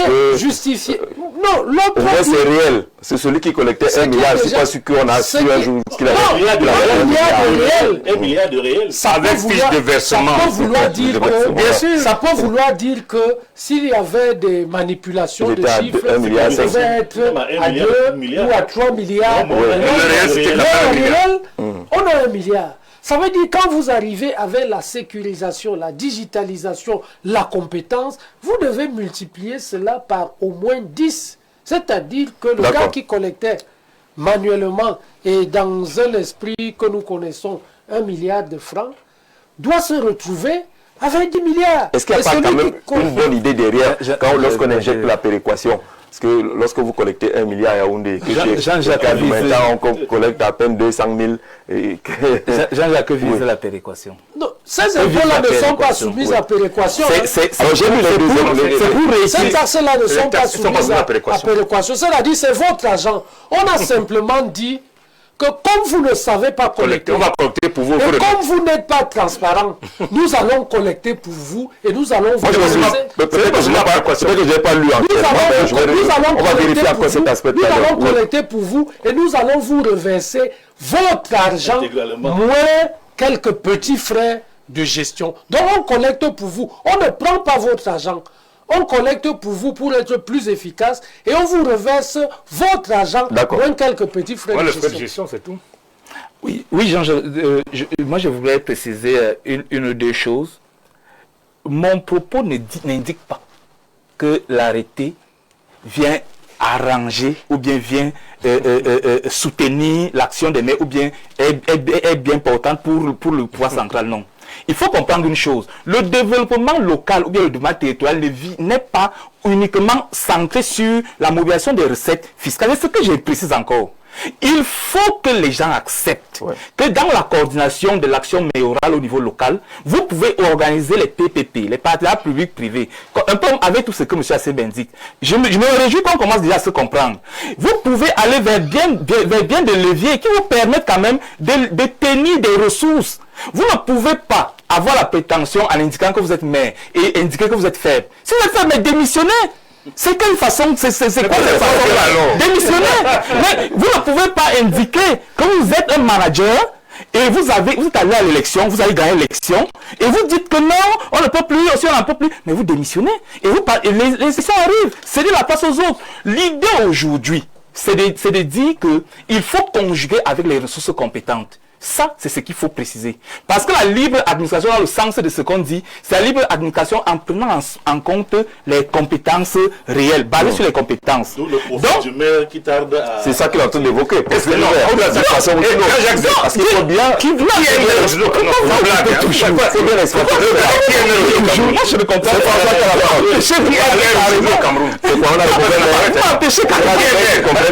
Non, en termes de formation, qui est maire au Cameroun? Les mecs qui n'ont pas compris. Une question, qui est maire? Non, vous dites n'importe quoi. Monsieur, vous nous avons fait plusieurs plateaux, vous et moi. C'est moi qui ai indiqué encore, il n'y a pas longtemps, que les maires du mandat actuel sont les seuls à avoir géré 5 types d'externalités. le Code général des collectivités territoriales décentralisées qui n'existait pas. La Covid qui n'existait pas, ils ont eu à peu près 2 ans sans exercer leurs fonctions. Ils ont expérimenté la loi portant fiscalité locale. Et en réalité, même les questions de participation citoyenne n'étaient pas consacrées comme aujourd'hui. Donc, c'est des gens qui ont expérimenté quelque chose. Et nous nous indiquions... Non, je pose une question. Permettez-moi quand même de... Les maires de viennent d'où? Parce que vous avez compétence. Vous m'empêcez. Les maires viennent d'où? François va chuter. Qui est le aujourd'hui, donc, vous avez donc une mairie qui est structurée. Le pouvoir, l'organe délibérant qui est en place aujourd'hui, depuis la loi d'orientation de 2004, n'avait pas de pouvoir. Et donc, c'était un organe figurant. Aujourd'hui, dans le cadre du Code général des collectivités, ils ont 17 missions, à peu près. C'est pas vrai. C'est pas vrai. Au niveau de la loi de 2004, le Conseil municipal n'avait pas de mission. Mais aujourd'hui, c'est consacré dans le cadre de la loi. Il y a les experts qui nous suivent. Maintenant, nous sommes à un niveau. Le maire aujourd'hui a j'allais dire 6 dimensions fortes. C'est lui qui a l'exercice du mandat, c'est 5 ans. C'est lui qui implémente le budget, le budget programme. Et maintenant, on lui demande de travailler sur la participation citoyenne adossée à l'inclusion de la projet. Voyez-vous, les maires aujourd'hui ont donc une batterie de mesures où on les évalue. Mais ils ont des documents de planification. Je vais prendre un autre cas. Ils ont environ 5 documents de planification. Les PC ne sont pas actualisés. Aucun maire, même monsieur qui est là, il ne connaît pas, il ne peut pas exprimer le besoin en financement à l'heure actuelle de sa commune. Aucun maire peut le dire. Donc, je dis bien. Je dis, comment les maires vont c'était évalué dans le cadre de PCD. C'était dans le cadre de PCD. Pratiquement tous sont caducs. Il y a les documents de planification. Il y a tout un guide qui a été monté au niveau du ministère de l'économie et de la planification sur le domaine durable, sur l'intégration d'un ensemble d'éléments pour développer le territoire. Malheureusement, ça n'a pas été pris en compte. Aujourd'hui, vous avez des éléments qui ne vous permettent pas d'évaluer réellement l'action du maire. Et c'est en cela donc qu'on se réfugie derrière une seule polémique, c'est le retrait. Non, l'arrêté même vient mettre en mouvement les maires. Et moi, je vais aller plus loin. Les maires qui n'étaient pas légitimes, aujourd'hui, ont un sérieux problème. Parce que je vais vous dire, le maire de Garaboulaye, Adamo Abdon, le maire de Loum, Wabo, vous allez voir qu'ils ont la maîtrise de la gestion de leur territoire. Grâce à les maires de l'opposition. Maintenant, vous allez voir, les maires de l'opposition s'en payent moins. Vous n'en voulez pas qu'elle déroule. J'ai dit encore, le maire, votre frère à Ezeka, il a indiqué tout récemment, il a fait un travail. Il vous indique que cette loi existait depuis 2024. Il ne voit rien en quoi ça les met aujourd'hui. Donc, les maires de l'opposition ont acté le fait. Aujourd'hui, les gens qui ont une démarche malicieuse, c'est au moins ceux qui sont même du parti au pouvoir. Parce qu'ils ont un problème de légitimité au niveau territorial. Certains ne maîtrisent pas leur territoire en globalité. Vous allez donc trouver des maires aujourd'hui. Il y a la vie là-dedans. Vous allez m'aider à comprendre le sens de ces analyses. D'accord.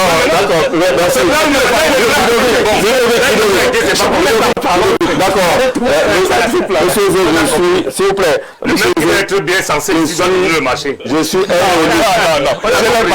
c'est des marchés, non, c'est des experts. Il faut que les maires se rapprochent des experts. Voilà d'avoir une proposition qui arrive. Je suis un élu municipal. Merci de bien vouloir me communiquer le numéro de monsieur Harry Asembe. Je souhaite lui confier une importante prestation. Joki Emmanuel. Ça va passer par moi. Je suis au bon endroit. J'arrive au bon moment. Je vais vous l'appeler. Vous devez prendre la parole. Avec Asembe. Oui. J'ai suivi votre sortie du 10 décembre 2024 sur les questions de décentralisation et d'impact au développement local. Aujourd'hui, M. Asembe, je comprends qu'il est plus acteur sur le terrain et moins au niveau holistique. Parce que quand M. Asembe travaillait beaucoup plus sur les théories et il formait les maires, je pense qu'il réfléchissait exactement comme en 2024. Aujourd'hui, la pratique imposante un ensemble d'éléments lui ont permis de revoir. On est d'accord que les maires ont raison de se plaindre. des lenteurs que cela peut engager et les difficultés qu'ils auront au quotidien sur le terrain. Si ton agent va transiter là où tu n'as pas autorité, là où tu n'as pas autorité, que je veux ça aujourd'hui, comme on faisait au receveur, que allez, 6 mois ça là aujourd'hui, ça devient un problème. Mais entre-temps, est-ce que les maires doivent considérer et tenir le discours devant les électeurs que vraiment on n'a plus rien à Yaoundé à tout prix? Est-ce qu'il ne faut pas interroger les approches et les profils aujourd'hui des maires? Monsieur Jean-Jacques, c'est une question très intéressante. Moi, je pense que c'est bien de revendiquer, mais parfois, il faut analyser quel argument l'État a utilisé pour avoir la possibilité de collecter ces recettes. Ils ont utilisé la digitalisation. Ils ont des arguments qu'ils ont utilisés. C'est qu'on a la possibilité de digitaliser ces recettes. Moi, je ne parle pas de la recherche de recettes et de mieux collecter. Mais non, Monsieur le maire, les impôts sont collectés. Monsieur le maire, moi je pense qu'il faut d'ailleurs chercher que les CTD essaient aussi d'analyser, à créer une application pour digitaliser, par exemple, leur commune. Vous voyez, parce que c'est l'argument que l'État utilise pour les avoir. Si vous aviez vraiment vos structures bien digitalisées, où on peut avoir les relevés après chaque recette, tout ça, ça serait un peu plus fluide. Et là, on va partir dans une logique de contre-argument. Ce que vous proposez là, nous on a déjà ça. Ludovic, je vais te dire, ça a été fait avec les CVUC. Les CVUC ont développé une application et il y a même tout un programme ici à Dosso Minju qui travaille là-dessus pour digitaliser les communes. Le problème, c'est que si nous mettons en relief nos faiblesses, c'est là où le problème va se poser. Parce qu'au niveau de pénétration, peut-être de la fibre optique et Internet et tout ce que vous voulez, elles ont un problème. Oui. Donc, et quand on a les arguments qui opposent, par exemple, actuellement, l'État suppose que vous n'aviez pas cette capacité d'être mieux digitalisé, vous ne pouvez pas assez récolter les recettes comme eux, et ils ont une structure bien organisée. S'ils envoient un argent de l'impôt là-bas pour bien collecter les recettes, comment on peut réussir à amener à comprendre à l'État que ce que vous proposez là, on a déjà ça? Pourquoi encore envoyer ce qu'on a déjà? Par exemple. Parce qu'actuellement, il n'y en a pas. Il n'y en a pas. L'État même pour arriver à se digitaliser a été appuyé par les bailleurs de fonds.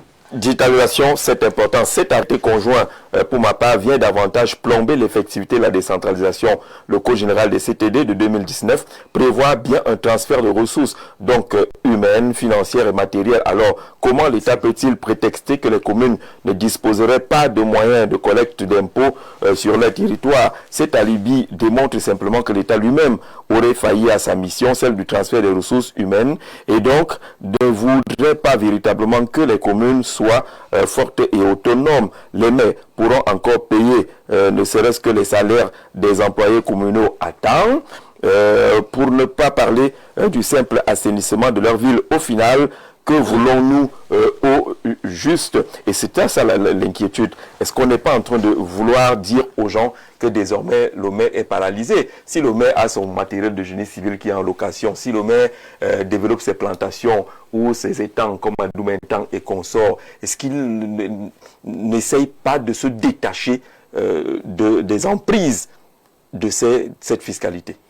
Les maires le font déjà. Beaucoup de maires le font d'ailleurs. Moi, ce que j'ai écouté, c'est que les maires sont incompétents, ils connaissent rien. Je suis désolé. C'est pas vrai. Ce n'est pas vrai. Faites attention au profil des maires de 2013 à aujourd'hui. Mais qui le démontre sur le terrain, hein? Non, je dis c'est ça. Qui le démontre sur le terrain. Mais ils l'ont démontré où? Non, mais on parle de ceux qui sont là, qui le démontrent. Depuis 2013, tout le monde ne peut pas devenir maire. Il ne s'agit pas d'un public qui donne à boire et qui est voté. Non, je suis désolé. Regardez les profils des maires. Le danger vient du fait que moi, on veut l'efficacité. Les gens du centre. On veut l'efficacité de ces maires. À Yaoundé, les 7 maires sont des cadeaux. Excluez même Yaoundé. Laissez Balmayo. Pas de quoi. Pour quel résultat? Balmayo, pourquoi? Le résultat n'a rien à voir avec la constitution. C'est les acteurs compétents. Mais ce que la population attend, c'est de voir ce que les gens. Nous sommes en campagne pour les nouveaux maires qui veulent postuler. Je leur dis. Ils vont trouver les anciens qui sont déjà bien formés, qui ont des profils reconnus et qui sont forts. Les faiblesses ne sont pas d'ordre simplement des hommes. Lorsque vous avez un secteur mal structuré, changer les hommes, ça ne va pas aller. Le problème aujourd'hui, cet arrêté est clair. On ne le cache même pas, on dit qu'on retire ce qu'on a donné. C'est dit. Et vous voulez pas l'arrêté nous le dit, on vous donne on retire. L'arrêté aurait même pu inscrire cela dans le temps en disant pour les 3 prochaines années. Et en attendant le raffermissement des compétences. Ma question reste là. Oui, si vous avez une petite commune comme Boma, qui a à peine une boutique, je ne sais pas s'il y a une autre activité là-bas, et qu'on lui dise que le maire se dise que non, j'ai tout perdu parce qu'il y a Yaoundé a tout bloqué. Il n'est pas concerné comment. L'arrêté, c'est il y en a qui ne sont pas concernés. Oui, parce que tout le monde va nous embrouiller. Yaoundé a tout pris.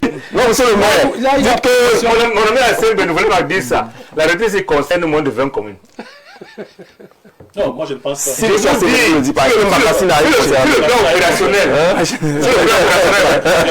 Non, le magasin ne peut pas avoir 1 million par mois. Mais justement, ça vous faites erreur. Donc j'ai dit que vous faites erreur. Ça concerne les 10 communes les plus grandes d'éducation. Ça ne concerne pas les autres. Tout le sable qui est à Yaoundé dans ce moment sort de Mangassina, vous parlez de quoi? Mangassina est une commune sauvagement riche. Mais là, ce qu'on dit, c'est qu'on est en train de retirer un argument à certains maires qui voulaient en profiter.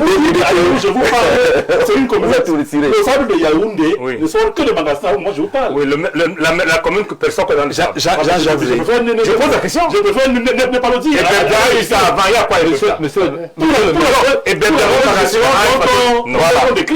monsieur le maire, il dit ceci, et Bebda a eu le sable avant Mangassina. Les ressources que cette activité génère, qu'est-ce que Bebda fait de son? C'est des centaines de millions. Parce qu'en réalité, ce que les communes gagnent dans l'extraction du sable n'est pas grand-chose. Non, c'est quelque chose. Monsieur le maire, mais ça n'exclut pas que cet arrêté a peut-être une faiblesse. Nous sommes d'accord là-dessus. Une seule? C'est laquelle? Pour moi, c'est au niveau du timing. Parce que je connais un système. Au niveau parce que si vous êtes une commune, l'idéal pour un maire, c'est de collecter et rendre disponibles les ressources. Ça, c'est la réalité. C'est le principe de l'action communale dans le temps. Non, moi je l'ai dit depuis. Le problème ici, c'est que aujourd'hui, on pense qu'il faut une organisation plus élargie, et puis maintenant qui ressent, et c'est en cela qu'on ne s'accorde pas. Mais pour le timing, cet arrêté à un faible, c'est que ça ne rend pas disponible les ressources. Donc les CVUC sont d'accord pour cet arrêté. Non, ils l'ont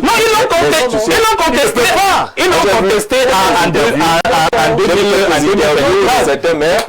Que disent les CVUC alors? La primature a reçu les communes hier dans le cadre d'une séance de travail où la discussion a été assez nourrie. Les maires qui majoritairement sont du RDPC, c'est-à-dire accompagnent le pouvoir proche du RDPC, sont assez courtois dans l'expression et leurs opinions publiques. Mais lorsque ça rentre dans la chambre, ça discute de manière nourrie et nous sommes dans la factualité, c'est-à-dire nous ne sommes pas dans la spéculation. Dans la factualité, vous avez des acteurs qui avaient l'habitude, pour résoudre des problèmes, d'avoir de la ressource disponible. Désormais, on leur indique que cette ressource leur parviendra avec un différé de presque 6 mois. Moins d'ailleurs. De presque 6 mois. Et avec des problèmes de mise en place. Parce que les problèmes de mise en place, vous avez un maire qui vous dit, dans ma faible collecte, sur une année, je fais 1 milliard de francs. Mais lorsque le fort, cet argent est disponible. Lorsque le fort arrive, il me dit que j'aurai 800 millions. Dans 6 mois. Et cet argent n'est pas disponible. Ça me pose... D'accord, on a compris cela. Voilà. On a compris cela. Peut-être que ça répond à la question de ce téléspectateur. Bonsoir au panel. Quand toutes les 374 communes collectaient les ressources avant l'arrêté MINFI, MINDEVEL, l'impact des indices de développement local était-il perceptible véritablement par les populations que lorsque vous collectez directement? Est-ce que les populations sentaient quelque chose?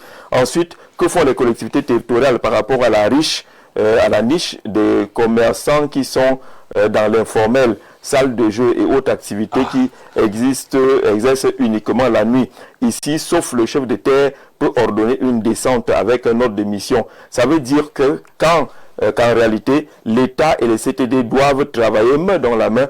Il faut juste une bonne collaboration, surtout digitaliser les CTD pour une meilleure mutualisation interconnectés pour le suivi des péréquations. Alain de PK12 du côté de Douala, monsieur le maire, sur le terrain. Vous êtes sur le terrain, on dit que votre commune ne peut pas être sérieusement impactée par cette mesure. Non, moi je ne pense pas qu'il y aurait une commune qui ne soit pas impactée. Toutes les communes seront impactées. Mais davantage, le problème... Mais toutes les communes ne sont pas impactées. Comment? Puisque je vous ai dit tantôt que sur les 10 milliards indiqués pour 2025, il y a une seule commune 2026. Qui a, pour 2025, oui. Pas 2026, 2025. Pour 2025, nous sommes en mai 2026. C'est pas encore. Mais 2025, pour les 10 milliards de 2025, il y a un seul qui dedans a 800 millions. Ça veut dire que ceux qui lui ressemblent peuvent se retrouver aussi dans un montant. C'est une vingtaine de communes. Et vous avez donc, attendez, et vous avez donc tous les autres. Qui atteignent 27 tous millions. Les autres il y en a, bon, moi j'ai vu les chiffres. D'accord. Il y en a qui ont 325 000, il y en a qui ont 200 000, il y en a qui ont moins. En tout cas, la commune de 300 millions. La commune, c'est pas pour autant qu'on ne sera pas impacté. C'est déjà avec ces 300 millions que nous travaillons. On dit que vous n'aurez pas 300 millions. Je pense pas qu'on va dire que, comme c'est 200 millions, on a apporté. On dit 200 000. L'apport de l'État de nos taxes. L'IGS, il y a des communes. On est d'accord quand même que cette mesure doit amener les maires à être un peu plus ingénieux. Pour être sérieux, monsieur Jacques, oui. cette mesure doit amener les maires à être ingénieux. Et moi, je continue à le dire, ce n'est pas pour insulter les maires compétents. Il faudrait qu'on ait une lecture globale de la chose. S'arrêter à Douala ou à Yaoundé et dire que les maires sont bien formés, compétents, pour moi, ce n'est pas vrai. Tous ne sont pas bien formés. Allez dans d'autres communes. Ils sont bien formés. Non, les maires, on les connaît. Vous savez où? Moi, je parle de Dubois. Citez un exemple. Citez un exemple. L'exception, monsieur, non, ce n'est pas une question de c'est des hauts responsables. Aujourd'hui, on a des communes qui n'ont développé aucun projet, qui n'ont mis en place aucun projet. Aucun. Il veut m'amener à avoir des conflits. Le maire de Beto est un cadeau. Le maire est un fonctionnaire à la retraite. Effectivement, il faut que les maires, et ça c'est pas nouveau, c'est même justement leur capacité à créer la ressource qui a toujours fait problème. Dans tous nos conseils municipaux, on a toujours recommandé aux maires l'augmentation des ressources propres. Parce que l'État n'en disposant plus assez. Mais allez voir, moi dans ma commune, les ressources les plus faibles sont les ressources propres. Pourtant, c'est là où vous demandez à tout le monde de travailler. Absolument. Mais pourtant, c'est le parent faible. Et quand on parle de la capacité à créer la richesse, elle n'est pas aussi aisée comme vous le développez. Non, du tout. Elle n'est pas aisée. Il faut être accompagné. Et même le timing, même pour maturer les projets, vous connaissez le montant de vos horaires. De vos horaires. Ne pensez donc pas que c'est la première mesure. Je ne sais même pas le dire. Dans la mesure où seulement pour maturer un projet, c'est pas. Au niveau du FECOM, c'est pas monétisé. C'est pas. C'est pour dire que. Moi, j'ai vu les communes chez moi transpirer juste pour classer une forêt. C'est vrai. Comme si. On va sortir l'émission. Je voulais dire, 300 000 c'est beaucoup pour ma commune. 300 000 par jour. Par jour, l'homme jour. Vous imaginez, par jour. L'expertise là. Oui. Alors le monsieur qui va donner le monsieur c'est 300 000 par jour. 300 000 par jour. Oui. Le monsieur là qui voulait le numéro là, est-ce qu'il garde toujours la demande? Maintenant, pour une non, c'est important. L'expertise, il le fait sans gratuitement.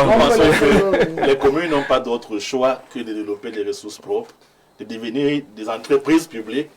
C'est d'ailleurs la voie à suivre. Malheureusement, moi je le dis, le profil des maires actuels n'est pas encore de penser que toutes les communes peuvent atteindre cet idéal. D'accord.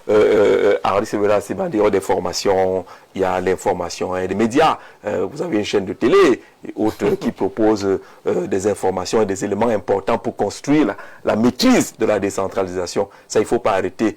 Les maires doivent se mettre à l'école tous les jours. Il ne s'agit pas de maire, il s'agit d'un mouvement social global. Et quand on parle du mouvement social global, vous voyez très bien que le gouvernement a pris une position qui n'est pas de nature sur la structuration, à faire accélérer le processus de décentralisation. Est-ce que c'est un choix qui a été suffisamment approfondi? On aura la faiblesse de penser que non, parce que les impacts sur ce choix les impacts de ce choix ne sont pas suffisamment favorables à l'accélération du développement local, à l'amélioration de la qualité de vie. Donc, tout le monde a besoin d'être socialisé à ça. Tout le monde a besoin d'être formé. Les citoyens, est-ce qu'ils prennent part au processus de décentralisation? Ils sont comme des passagers clandestins. On ne peut pas résumer la décentralisation aux seuls exécutifs locaux. Non, ce n'est pas possible. C'est un mouvement global. L'État doit faire sa part. Les exécutifs doivent faire leur part. Le secteur privé doit faire sa part. Les citoyens doivent faire leur part. Et naturellement, les experts comme nous ont vocation à être payés au niveau de l'expertise. J'aime bien la chute là. Et puis on retrouve François tous les vendredis matin à 9h30, c'est ça? Oui. Sur Capital FM. L'émission s'appelle Les Sentinelles de la décentralisation. C'est également une plateforme qui permet d'avoir tous les éléments sur la décentralisation. Jean-Jacques, me permet juste de demander aux maires de porter en capacité leur personnel. Parce qu'ils sont déjà là, il faut les utiliser. Il faut les porter en capacité et puis former ceux qui ont besoin de formation. Merci beaucoup à tous les sentinelles, vendredi matin sur Capital FM. Monsieur le maire, merci. Merci surtout à Ludovic pour cette belle lecture, l'esprit indépendant. Fondement du développement africain, j'aime seulement la première phrase. Le développement ne commence pas dans les banques. Il commence dans l'esprit. Il commence dans l'esprit. C'est le problème. C'est la première phrase. On voit la quatrième de couverture. La quatrième de couverture. C'est très important. Voilà, on note cela. Merci d'avoir regardé. Très bonne fête encore du mouton à ceux qui sont dans les prolongations de cette célébration. On se retrouve demain 17h.